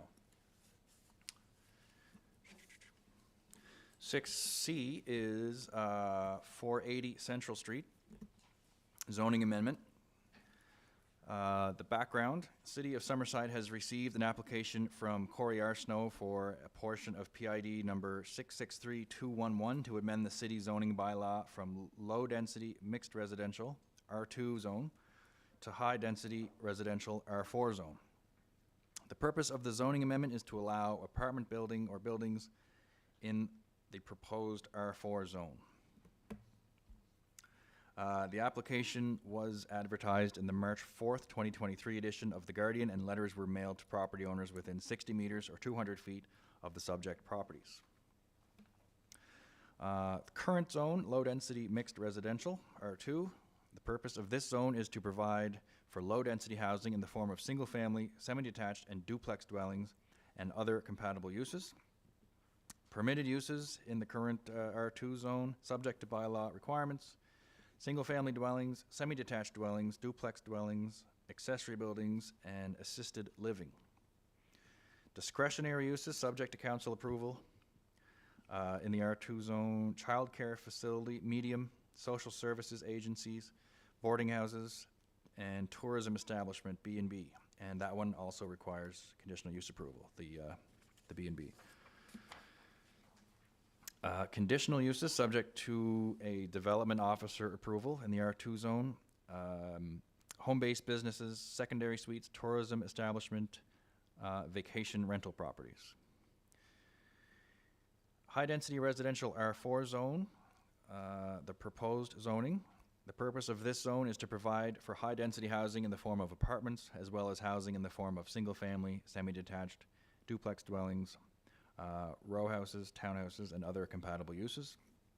Permitted uses subject to bylaw requirements in the R4 zone: single-family dwellings, semi-detached dwellings, apartment buildings, boarding houses, accessory buildings, assisted living, duplex dwellings, group homes, medium child care facilities, rooming house, row house, townhouse, nursing care facilities, community care nursing homes, and social services agencies.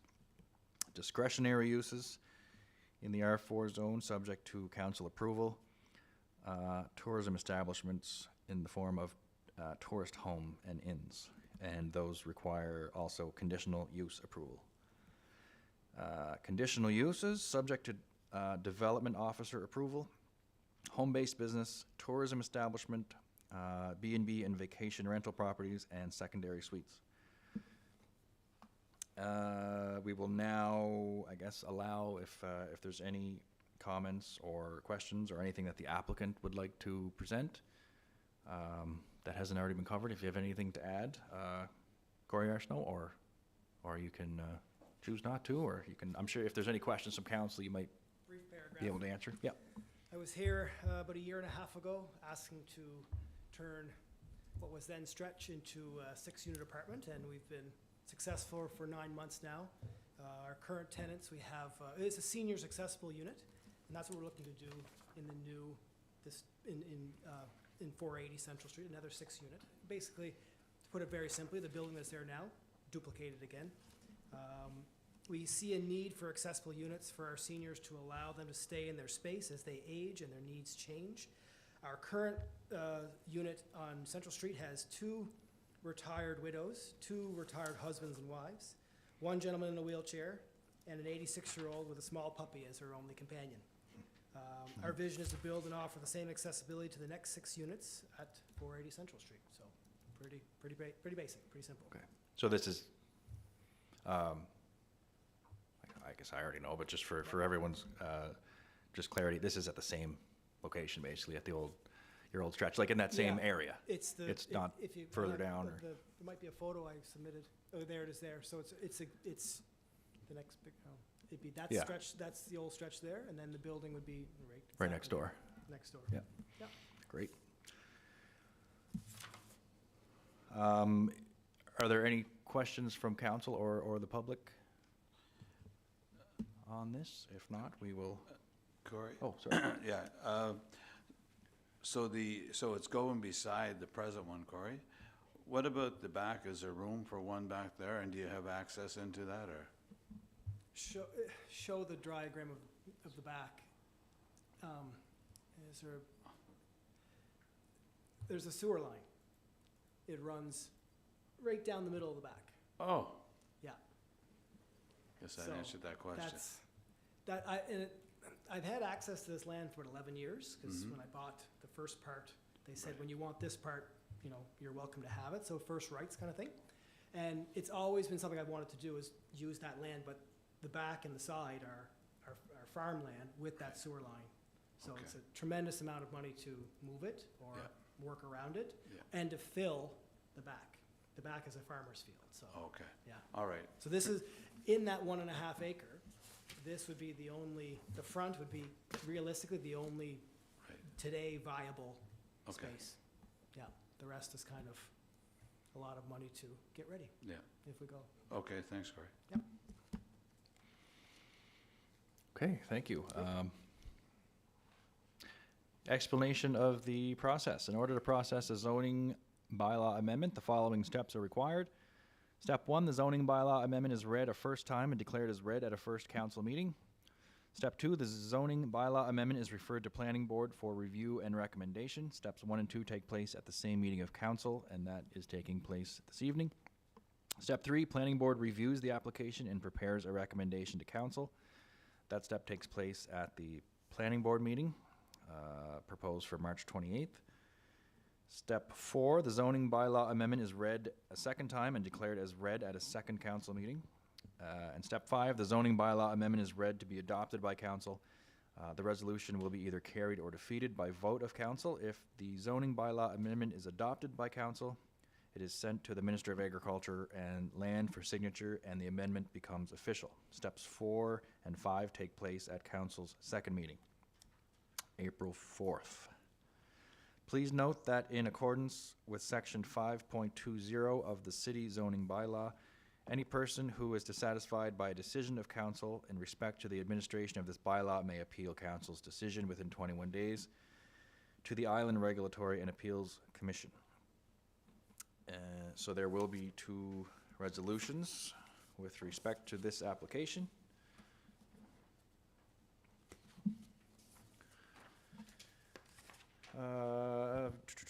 Resolution COS 23-011.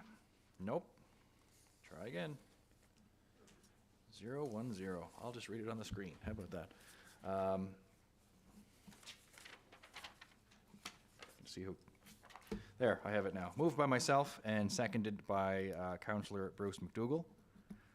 Whereas an application was received from Corey Arsenault for a zoning amendment for a portion of PID number 663211 from low-density mixed residential R2 zone to high-density residential R4 zone under the City of Summerside zoning bylaw. Be it resolved that zoning amendment 0038 be hereby declared as read a first time. And Schedule B is attached. And if there are no further comments or questions, we will call for the vote. All in favor? Aye. Opposed? And it is carried. Resolution COS 23-011, moved by myself and seconded by Councillor Norma McColman. Whereas an application was initiated by City of Summerside for a zoning amendment for a portion of PID number 663211 from low-density mixed residential R2 zone to high-density residential R4 zone under the City of Summerside zoning bylaw. And whereas zoning bylaw amendment 0038, a bylaw to amend the City of Summerside zoning bylaw, was read and declared as read a first time at this council meeting. Be it resolved that zoning bylaw amendment 0038, a bylaw to amend the City of Summerside zoning bylaw, be hereby referred back to the planning board for review and recommendation. And if there are no comments or questions, we will call for the vote. All in favor? Aye. Opposed? Carried.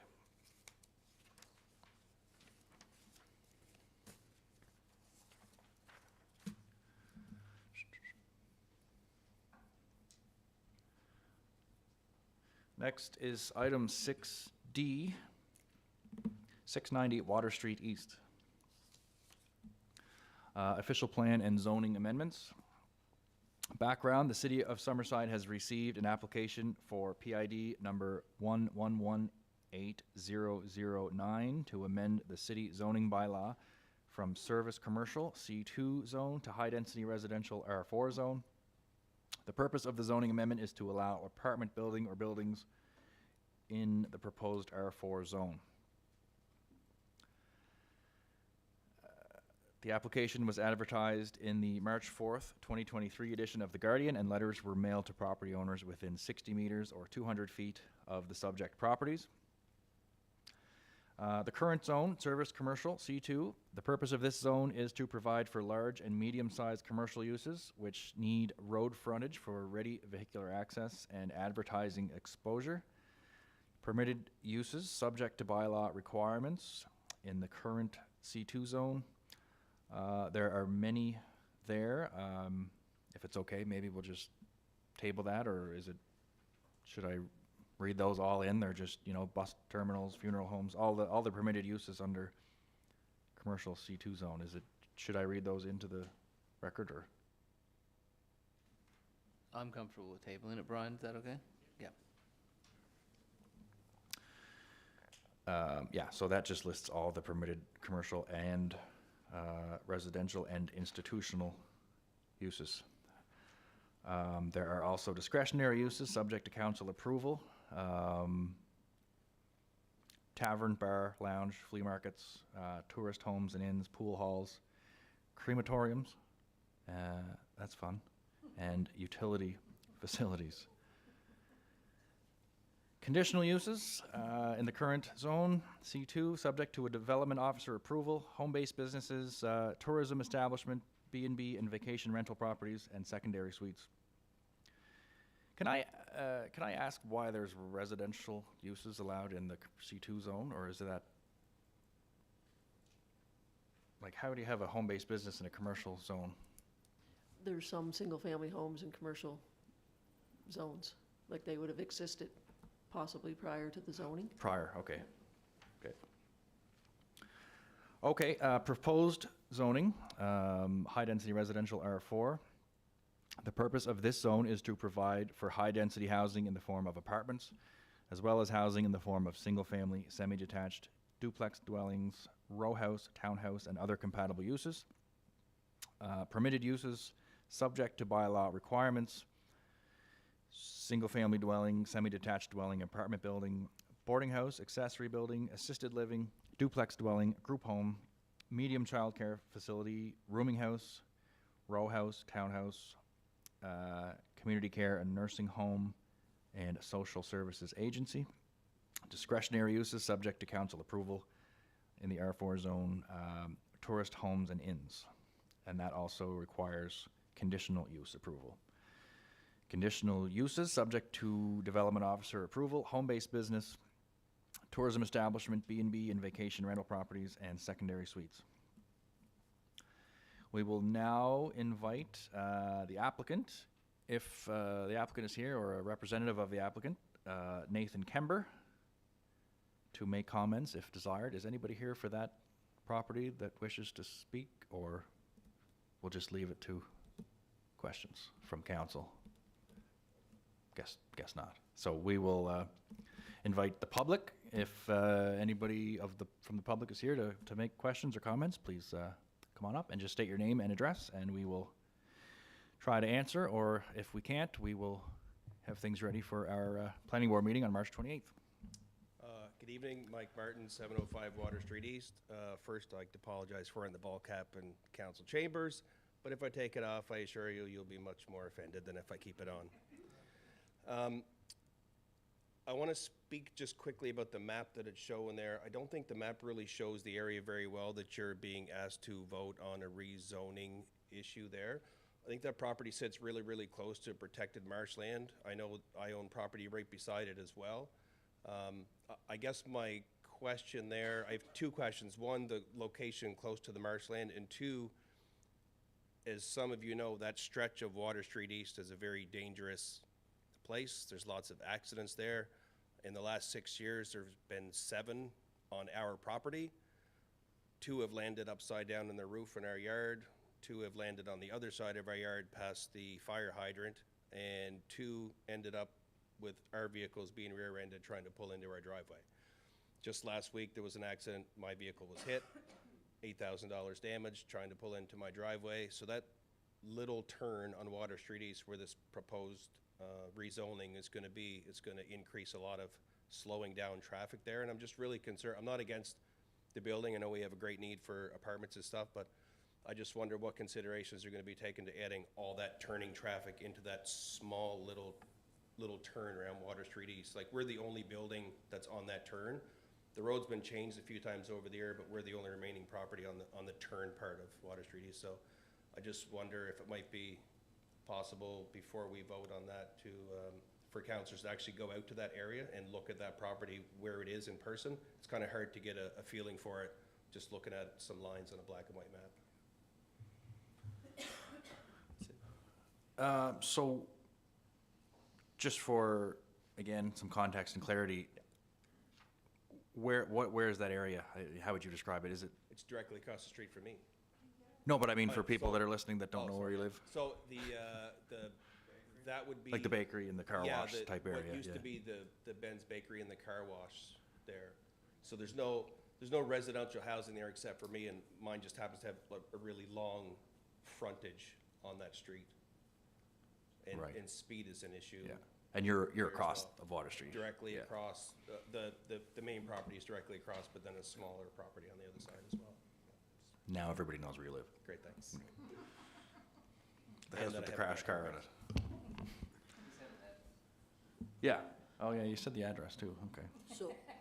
So in between the subject property and Mr. Martin's property, that there, yeah, so is that marshland or what is it?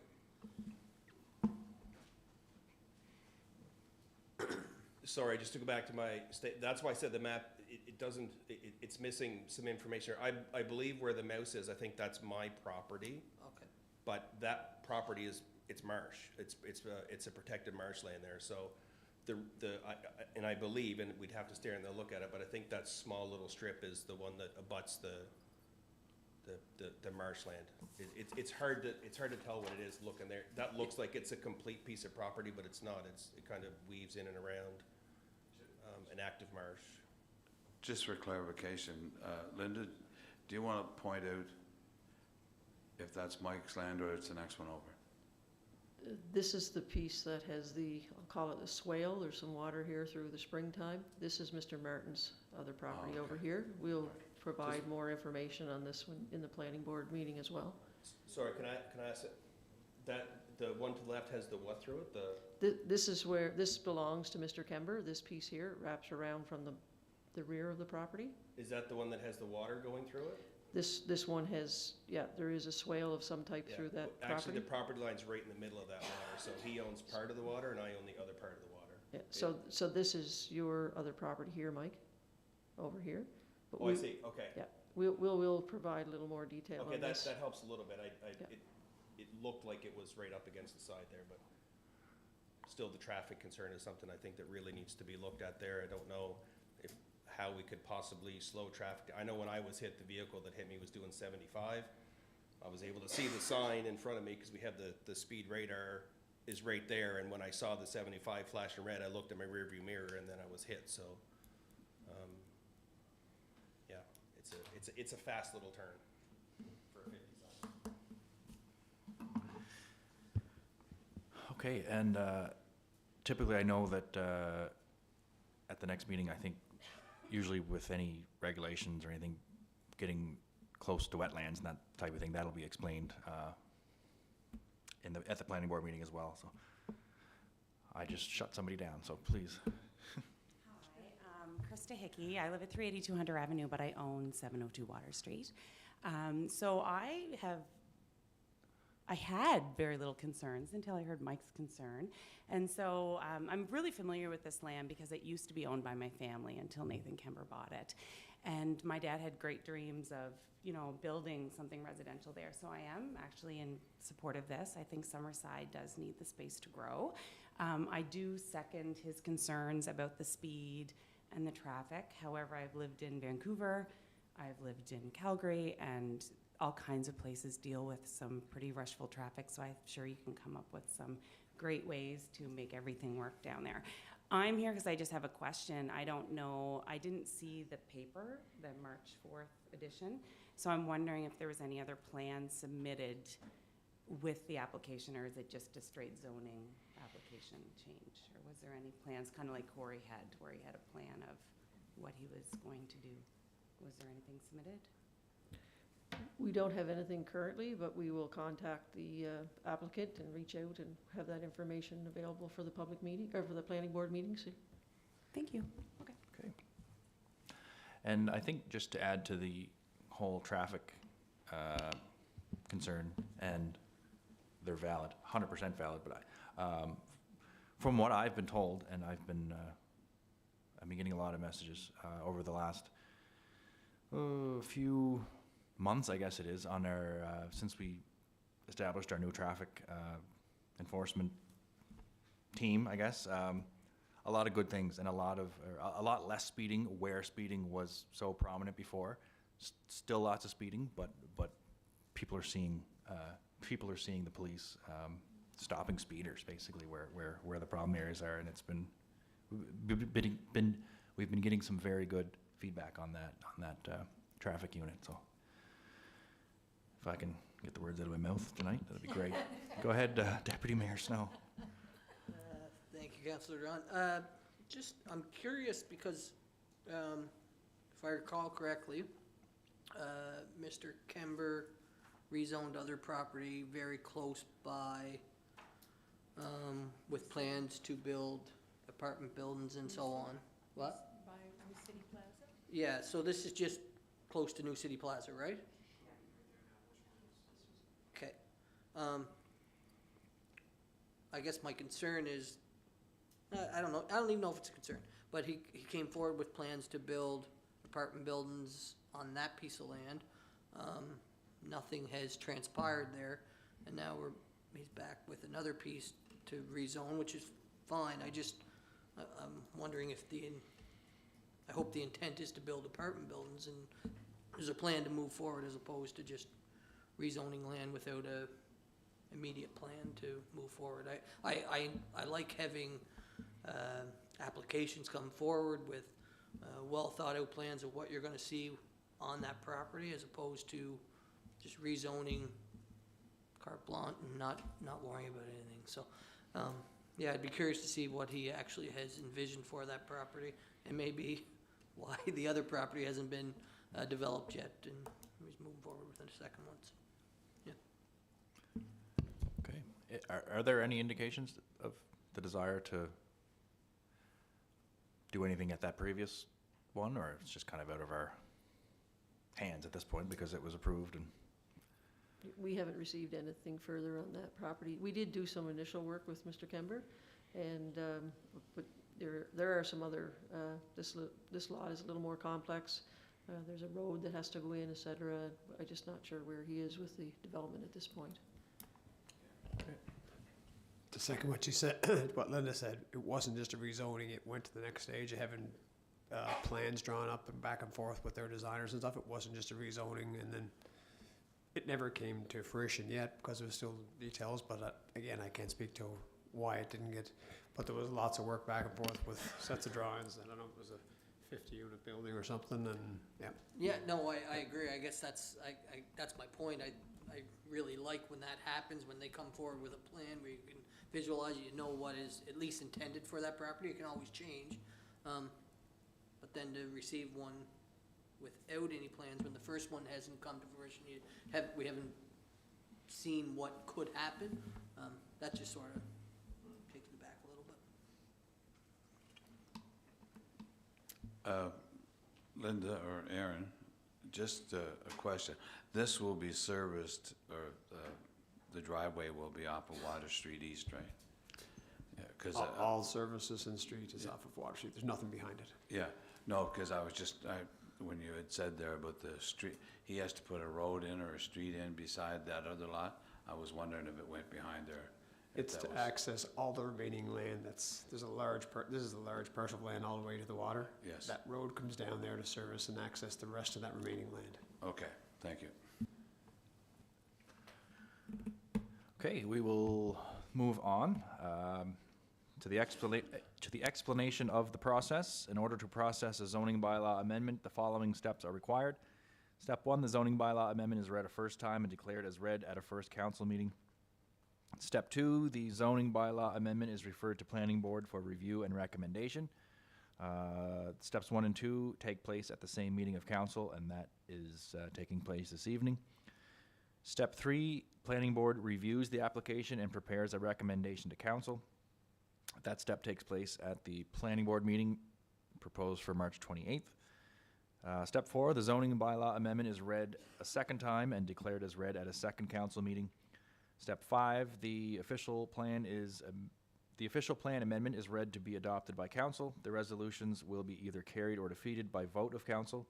If the official plan amendment is adopted by council, the amendment is sent to the Minister of Agriculture and Land for signature, and the amendments become official. If the official plan amendment is defeated, the zoning bylaw amendment will be defeated as well, as the zoning amendment cannot contradict the official plan amendment. Step 6, the zoning bylaw amendment is read to be adopted by council. The resolution will be either carried or defeated by vote of council. If the zoning bylaw amendment is adopted by council, it is sent to the Minister of Agriculture and Land for signature, and the amendment becomes official. Steps 4 to 6 take place at council's second meeting. Please note that in accordance with section 5.20 of the city zoning bylaw, any person who is dissatisfied by a decision of council in respect of the administration of this bylaw may appeal council's decision within 21 days to the Island Regulatory and Appeals Commission. We will now move to the resolutions. First resolution, COS 23-012. First reading. zoning bylaw amendment 0037, moved by myself and seconded by Councillor Adams. Whereas an application was received from Strategic Holdings, Inc. for a zoning amendment for PID number 11180009 from Service Commercial C2 zone to high-density residential R4 zone under the City of Summerside zoning bylaw. Be it resolved that zoning amendment 0037 be hereby declared as read a first time. And Schedule B is attached. If there are no comments or questions, we will call for the vote. All opposed? Wow. All in favor? Yay. All opposed? No one. Okay, it is carried. It's late. It's late. So that's carried. Resolution COS 23-013, which is to reverse the zoning amendment 0037 back to Planning Board for review and recommendation. Moved by Councillor Barbara Gallant, seconded by myself. Whereas an application was received from Strategic Holdings, Inc. for a zoning amendment for PID number 118009. Is that the right number? I feel like I just read a number that had another digit in it. Again, late. Zoning amendment for PID 118009 from Service Commercial C2 zone to high-density residential R4 zone under the City of Summerside zoning bylaw. And whereas zoning bylaw amendment 0037, a bylaw to amend the City of Summerside zoning bylaw, was read and declared as read a first time at this council meeting. Be it resolved that zoning bylaw amendment 0037, a bylaw to amend the City of Summerside zoning bylaw, be hereby referred back to the Planning Board for review and recommendation. Try this again. If there's no comments or concerns, we'll call for the vote. All in favor? Yay. Opposed? And that is carried.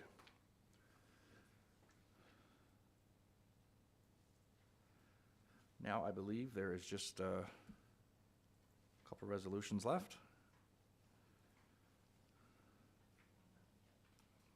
Yeah, we just go right into the next resolution. So that is COS 23-014, moved by myself and seconded by Councillor Adams. Whereas an application was received from Boys and Girls Club of Summerside at 86 Cedar Street, PID number 303859 and PID number 303867. And whereas section 10.5 of the City of Summerside zoning bylaw states the required parking spaces for a 10-unit apartment building is 1 space per unit. And whereas section 10.6 of the zoning bylaw allows a variance to the required number of parking spaces via the voluntary option, where the applicant presented justifications for reduced parking, proposing 0 on-site parking and 1 off-site parking space, which will be located at 106 Cedar Street. Be it resolved, the council grant a parking variance to reduce the required parking to 1 off-site parking space to be located at 106 Cedar Street. This application bears the recommendation of the Planning Board meeting of March 7th, 2023. Are there any questions on that resolution? If not, I will again call for the vote. All in favor? Yay, aye, whatever. Opposed? And that carries. Resolution COS 23-015, moved by myself and seconded by Councillor Rick Morrison. Whereas an application was received from Boys and Girls Club of Summerside at 86 Cedar Street, PID number 303859 and PID number 303867. And whereas section 19.5 of the City of Summerside zoning bylaw states the allowable lot coverage is 35% of the lot area, the main building lot coverage, the building footprint, cannot exceed a maximum floor area ratio of 369 square meters, 3,972 square feet. And whereas section 7.2 of the zoning bylaw allows for a variance to be granted after council has considered the following tests. A, that the hardship is due to unique physical conditions of the lot or property, including small lot size, irregular lot shape, existing building location on the property, or exceptional topographical conditions which make it impractical to develop in strict conformity with bylaw standards. Exceptional topographical conditions may include but are not limited to trees, slope of the land, etc. B, that the proposed variance meets the general intent of the official plan. C, that the proposed variance meets the general intent of the zone. And D, that the proposed variance would not impact negatively on adjacent properties or on the essential character of the surrounding neighborhood, including taking into consideration any comments from neighbors. Be it resolved that council grant a variance, 12%, to allow the proposed lot coverage building footprint of 414 square meters, 4,456 square feet, where 369 square meters, 3,972 square feet is allowed. This application bears the recommendation of the Planning Board meeting of March 7th, 2023. If there are no questions or comments, we will call for the vote. All in favor? Aye. Opposed? Carried. I think we're on the last one. Nope, two more. Resolution COS 23-016, moved by myself and seconded by Councillor Norma McColman. Whereas an application was received from Boys and Girls Club of Summerside at 86 Cedar Street, PID number 303859 and PID number 303867. And whereas section 19.5 of the City of Summerside zoning bylaw states the allowable floor area ratio is 80% of the lot area, the main building floor area ratio, total area of all floors, cannot exceed a maximum floor area ratio of 842 square meters, or 9,064 square feet. And whereas section 7.2 of the zoning bylaw allows for a variance to be granted after council has considered the following tests. A, that the hardship is due to unique physical conditions of the lot or property, including small lot size, irregular lot shape, existing building location on the property, or exceptional topographical conditions which make it impractical to develop in strict conformity with bylaw standards. Exceptional topographical conditions may include but are not limited to trees, slope of the land, etc. B, that the proposed variance meets the general intent of the official plan. C, that the proposed variance meets the general intent of the zone. And D, that the proposed variance would not impact negatively on adjacent properties or on the essential character of the surrounding neighborhood, including taking into consideration any comments from neighbors.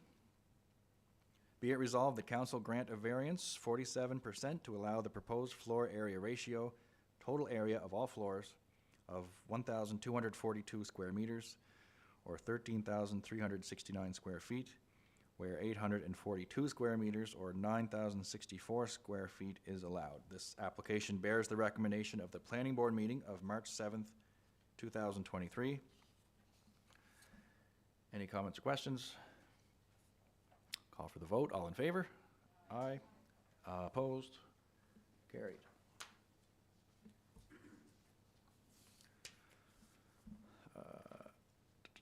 I believe now is resolution 23-017.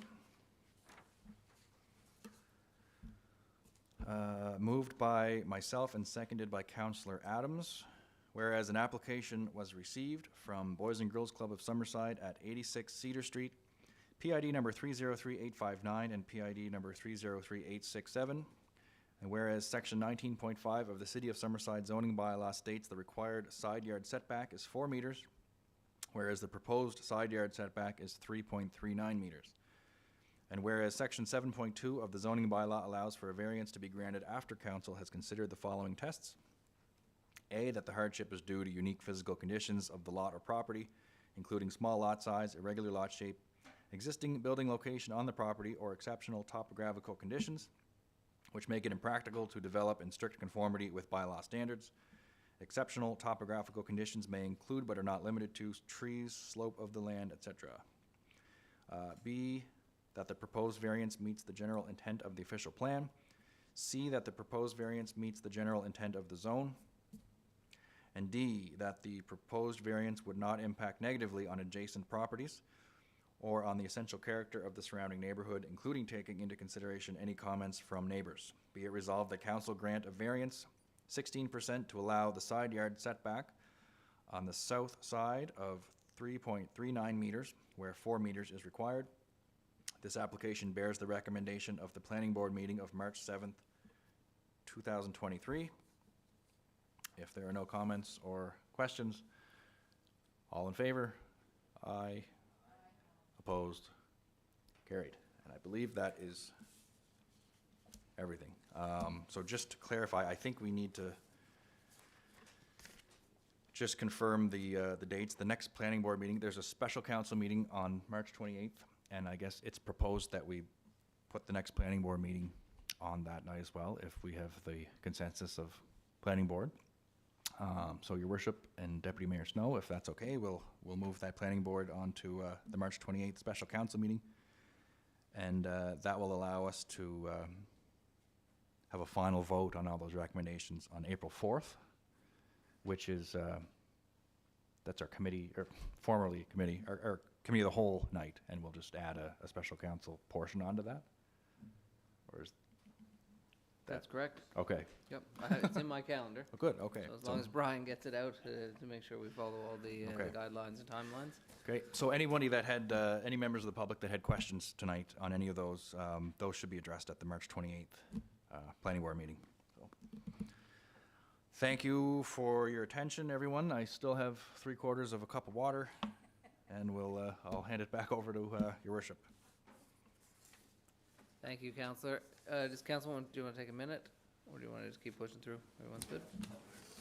Let her go? Let her go. All right. Thanks, everybody. All right, moving into reports. Yeah, we'll see. This is all just a test to see if we can just touch on the highlights. Yeah. Just my original request, I think, on December 4th or something. Councillor McDougall, you're up as representative chair of Finance Committee. Thank you, Your Worship. I have a report here by Director Kristen Dunsford. Good evening, colleagues, City Council, and businesses and residents of the city. My report tonight consists of a recap of the 2023-24 budget and an update on preliminary financial results as we close in on the end of our 22-23 fiscal year. We're still projecting a small surplus for 22-23. The city delivered its 23-24 budget to the public on March 13th, and council will be voting on it on Wednesday, March 29th at 12 noon. Highlights from the budget were $64 million budget made up of $29.8 million for the general fund and $34.2 million for the utilities. A capital budget totaling $38.5 million, with $24 million being the city's share. Some of the larger capital projects are completion of our solar project, $5.5 million for the first phase of the East-West Connector, $2.45 million for the city's share of development for the first project in the Summerside Business Commons, and the replacement of our centrifuge at the wastewater treatment plant, and $2.7 million for the city's share of upgrades to the water and sewer systems.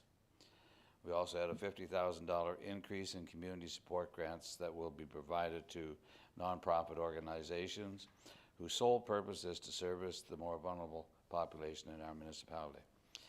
Now for an update on the status of our utility accounts receivable. As of March 13th, 2023, the following is being reported. Total overdue balance is $302,600 compared to $296,600 on February 12th, 2023. Approximately 12.9% or $39,000 of the overdue balance is greater than 60 days. This compares to 10% or the $29,600 on February the 12th, 2023.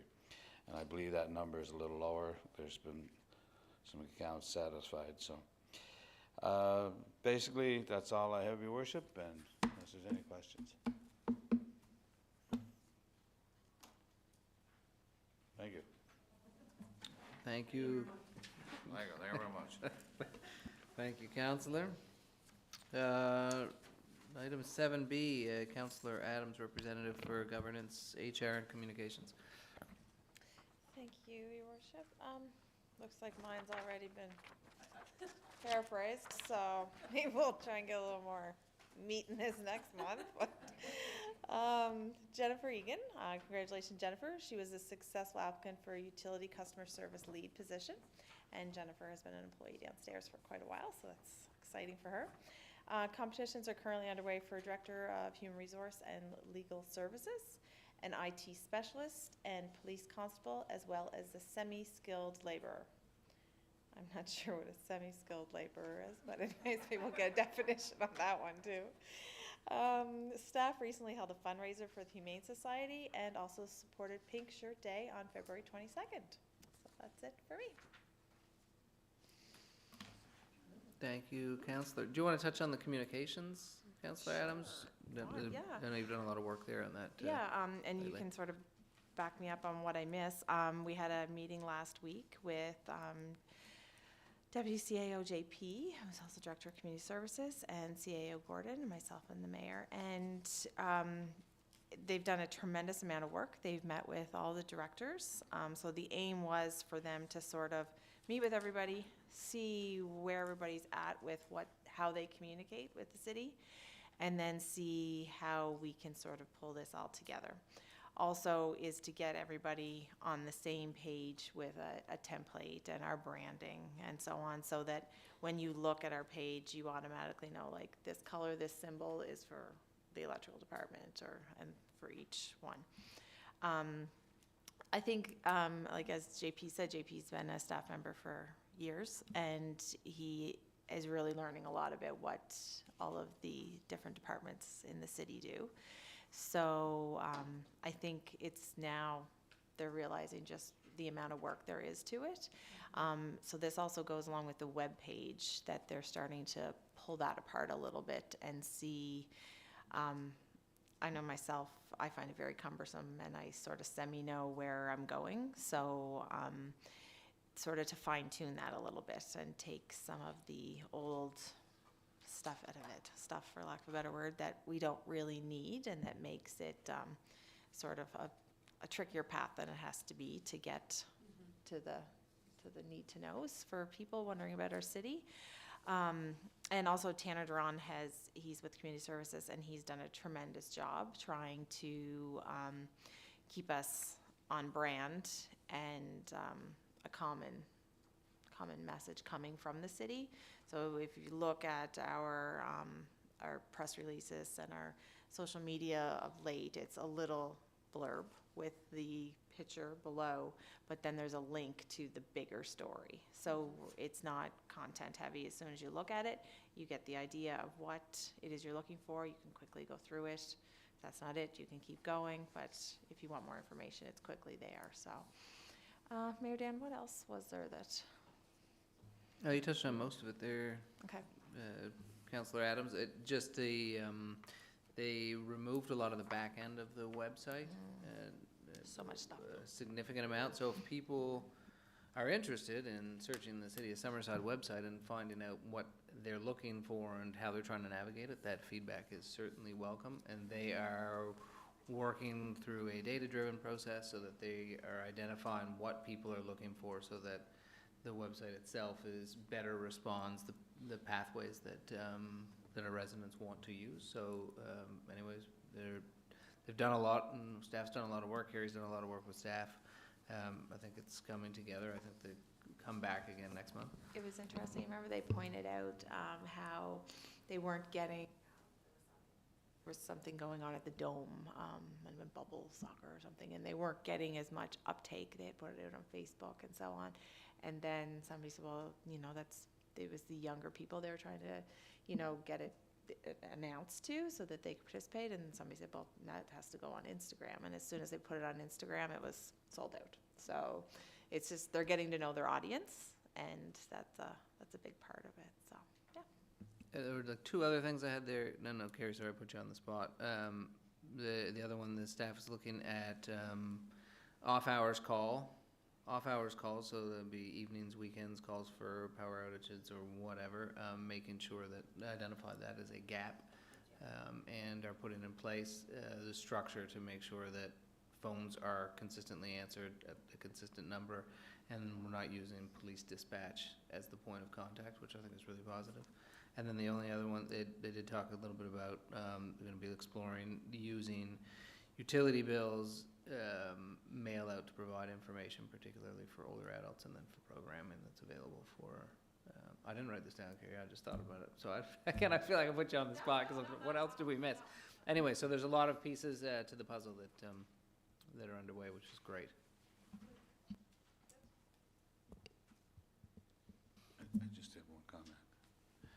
I just, under communications, I just want to congratulate them on the poop fairy ad, and but it's not working. I think they still believe there is a poop fairy, so I just like to let people out there know that there is no poop fairy, and you need to pick up after your dog. So thank you. Thank you for that clarification, Councillor McDougall. I'm glad you referenced the original discussion, because anyone listening might have been quite confused. We'll move into item C, Municipal Services Representative, Councillor Gallant.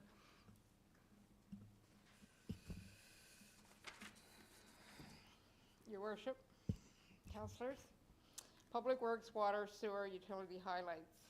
Public Works Department patching road work year-round. This is performed with coal patch in the winter. This is the time of year where potholes arrive and can happen quickly given the right conditions of a freeze and thaw with water runoff. The coal patch is only a temporary fix lasting only 2 weeks at a month to a month at a time until permanent can be fixed from May till July. So motorists, please drive with caution. The water and sewer utilities see an increase in water flow from thaw and rain in the spring to our treatment plant, where double the treatment volume. Customers are reminded to remain connected to their sub pumps into the sewage system at home. It is best to discharge sub pump water into a proper spot on the property so that the storm system can handle the flow. The Fiona debris pile, which consists of approximately 20,000 cubic meters of trees and branches, debris is being shipped this coming month and used as a biomass. Highlights from the Electric Utility Department. The month of February was highlighted on the line upgrades of many areas of the city. The focus of this month's work has been strengthening the electrical infrastructure of the upcoming 2023-2024 winter season. Line upgrades are occurring on Oak Avenue, Lafergie Avenue, and Hepburn Street. The generator of the power plants were running more than ever in the supporting load of the West Prince transmission system.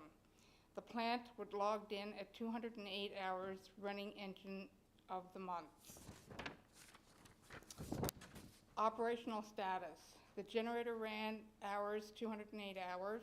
Renewable energy for the month was 32.1, which is the highest it's ever been. 86 service calls for electrical customers in the extreme cold period that we had in February. Non-electrical customers and service upgrades were completed this month. 11 new poles were installed and 1 removed. 1 transformer was installed and 0 removed. 1,040 meters of primary wire installed and 745 meters of secondary wire, and 7 street lights were installed this month. My report. Any questions? Thank you. Thank you, Councillor Gallant. Moving on to 7D, Councillor McColman, Representative for Arts, Culture and Diversity.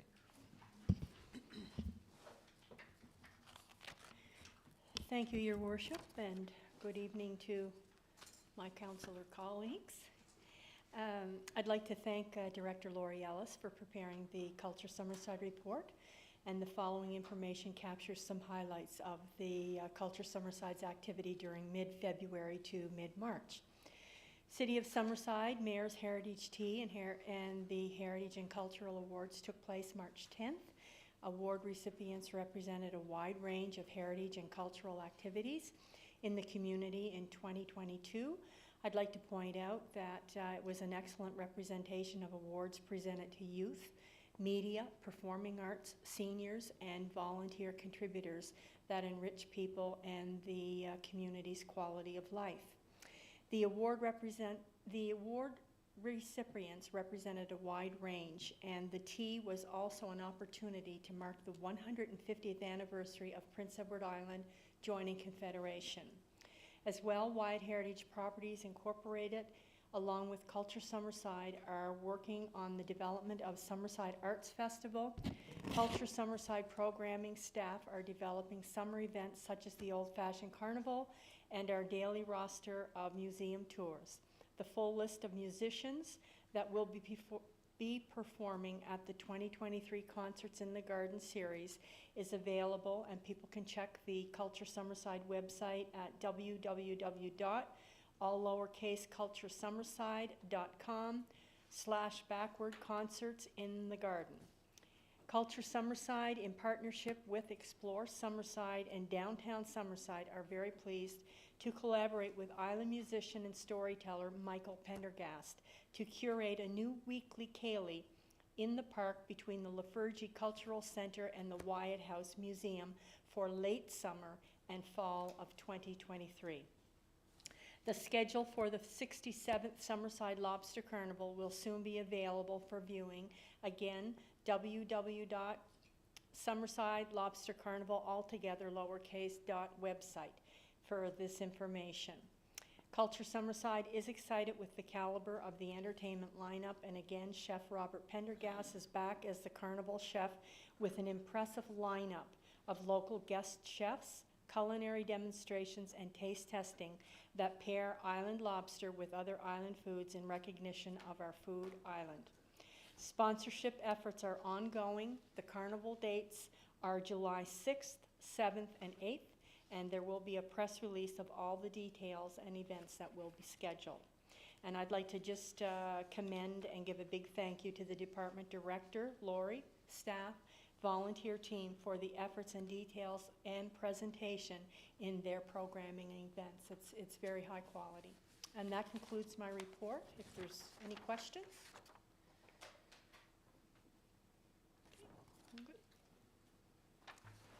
Thank you, Councillor McColman. Move on to item F, Economic Development and Growth, with Representative Deputy Mayor Snow. Thank you, Your Worship. You caught me off guard too, so it's all good.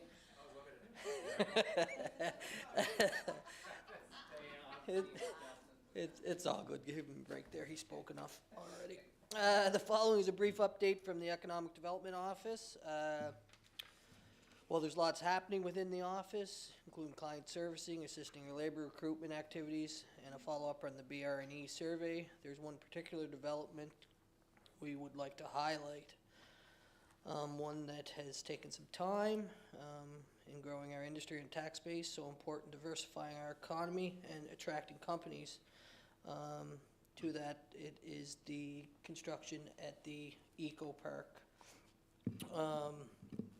I'm pleased to inform you that the first building in our Eco Park, Industrial Park, has been awarded to RCS Construction. Construction is set to begin in early spring and be completed within 12 months. Cost of the construction is $7.7 million, with financial support from ACOA in the amount of $2 million and the province contributing $1 million. The 16,600 square foot facility, a passive industrial design, excelling in net zero building design, is a first in PEI and only a handful within Atlantic Canada. It is envisioned to house 4 to 6 new companies in the clean tech sector. We currently have under letter of intent 1 company looking to expand to Summerside, leasing over half of the building. Now, with this confirmation of construction, we are confident that attracting and growing key business enterprise to lease out the remaining part of the building will happen in earnest. The journey to get to this stage has always been envisioned to be a long game in ensuring we maintain our design principles of creating a sustainable ecosystem, leading by example through the net zero style design and developing an industrial park that will stand the test of time for decades to come. was going to take time, education, and collaboration, and we're very excited to turn our attention to the next chapter. in this important asset in attracting companies to provide employment for our youth and labor seekers. That is the highlights of the Economic Development Department.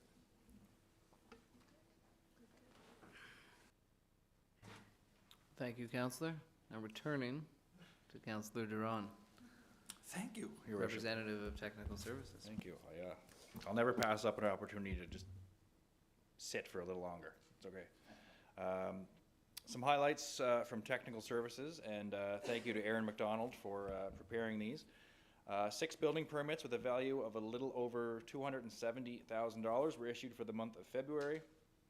We issued permits for 3 change of uses, 1 residential addition, 1 commercial fit-up, and 1 industrial alteration. Developers are still stopping in and speaking to staff for assistance with their proposed projects for next year. And now is a great time for our citizens to ask for assistance with their projects that they may have planned for 2023. It's almost, well, it's spring, I guess, today, so it'll soon be deck season and fence season. So anybody with any questions on any of those, just get in touch with the Tech Services office, and they'll be glad to assist. So that's all I have, and if there's any questions, I'd be happy to answer or forward to somebody who can, and thanks again for your attention. Thank you, Councillor Duran. Councillor McColeman graciously offered to present on emergency services. I think I said I would be the representative, but Councillor McColeman is going to be presenting for us, which is great. Thank you, Councillor. Okay, thank you, Your Worship.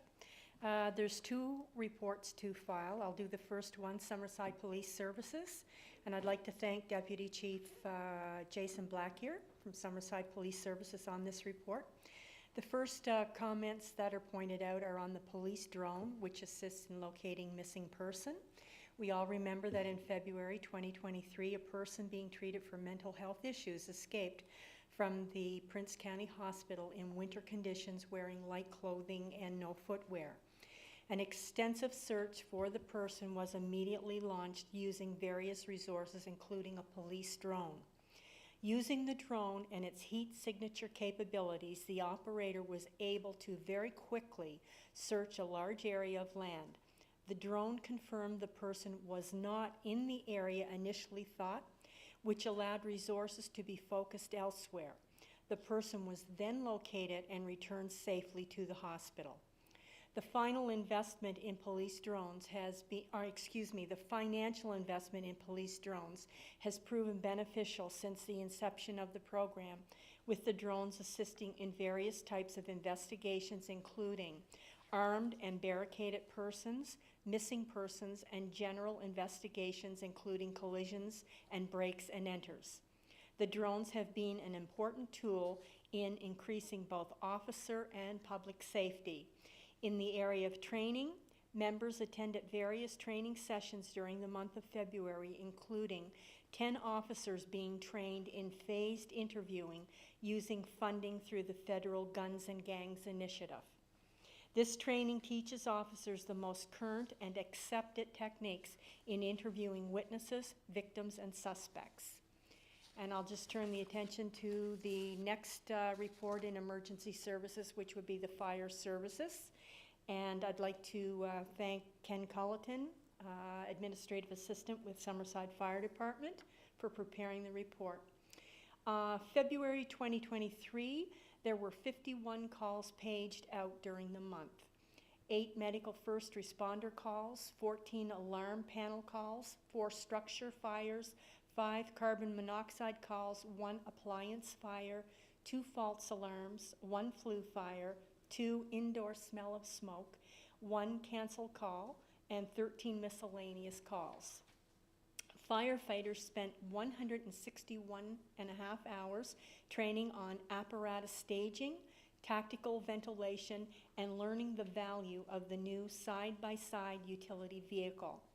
Provincial Level 1 training has begun, so new recruits are now being introduced to all aspects of being a firefighter, including medical first responder training, hazmat certification, and many hours of classroom time.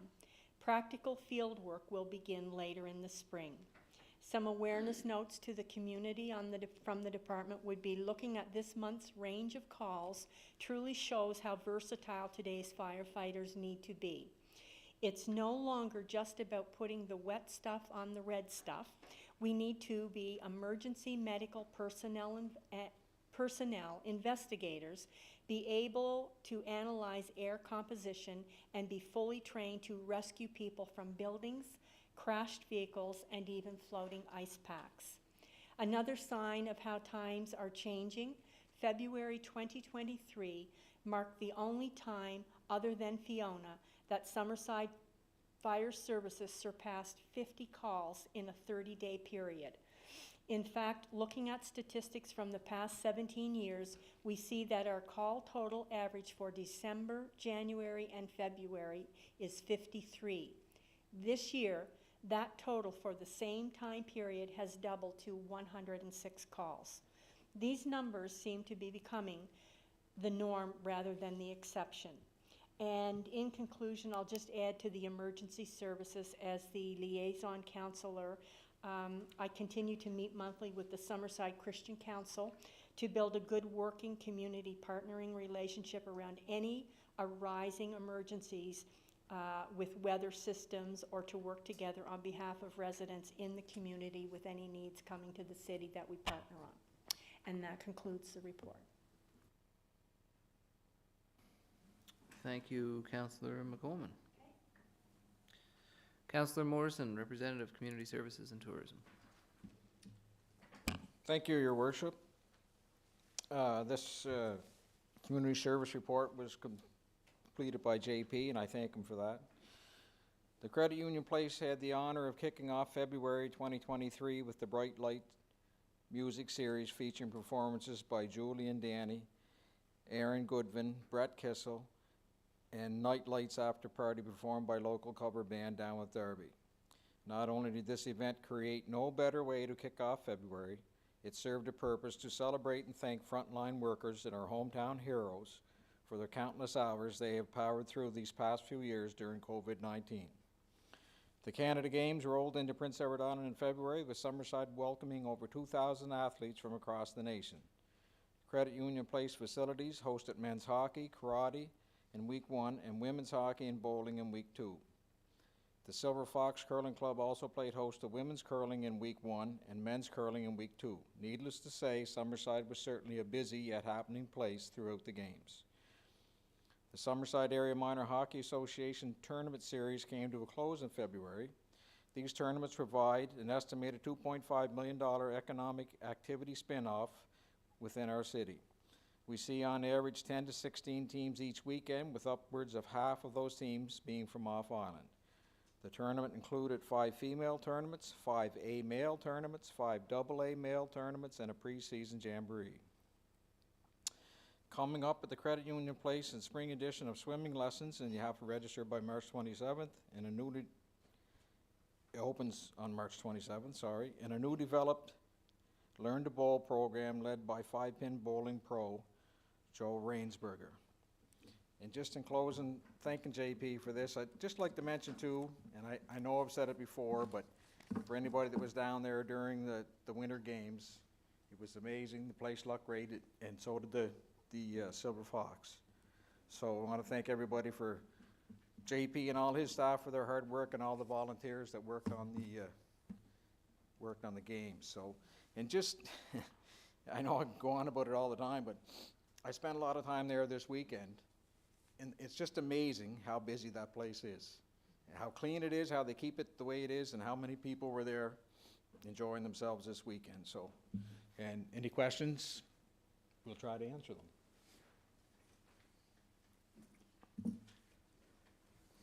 Thank you, Councillor Morrison. The last item for the evening, 7I, that is mine as the representative for Summerside on the Federation of PEI Municipalities. We did meet this month on March 16th. We had a number of meetings over the past couple of months postponed due to weather, and the one that we probably should have postponed due to weather was on March 16th. Was an unpleasant return drive back to Summerside, no question about that. A couple points from that. The FPIM budget was presented and approved at that meeting. Two major topics of discussion. One is the current provincial election. FPIM has been representing the member municipalities in terms of moving forward a couple of policy initiatives and trying to get on the radar in the election campaign. They have done a good job, I would say, a solid job at communicating that in a variety of different ways, including some video work and a whole bunch of different things. I just wanted to touch base on I have the 2023 election priorities document that's prepared by FPIM, and they have two recommendations. I wanted to just read those in the record and let everyone know in case they were not aware. First recommendation being to substantially reduce the provincial non-commercial property tax rate within municipalities, to provide tax room for municipal governments, and provide a 0.5% property transfer tax. This goes to the fact that municipalities here in Prince Edward Island receive the lowest, I believe, the lowest percentage of property taxes across the country. And on average, Canadian municipalities receive about 9.2 cents for every tax dollar collected. To put that in context, PEI municipalities receive only 2 cents per tax dollar. The second recommendation is to immediately implement interim measures to control development and protect the land and landscape of the island while the government develops a province-wide land use plan. I have a copy of that, so I can share that around with anyone. There was also a secondary discussion with respect to some correspondence between FPIM and a number of member municipalities and provincial minister's office and deputy minister's office and staff level on a tax credit matter. I can't speak to that here at this time, but if any councillor wants to chat with me about it afterwards, we can do that. But what I can say is that the FPIM, all the member municipalities at the table are on the same page and beating the same drum and walking in the same direction, and that's positive. Any questions? Great. So we'll adjourn the meeting and everyone can get home. Thank you, everybody.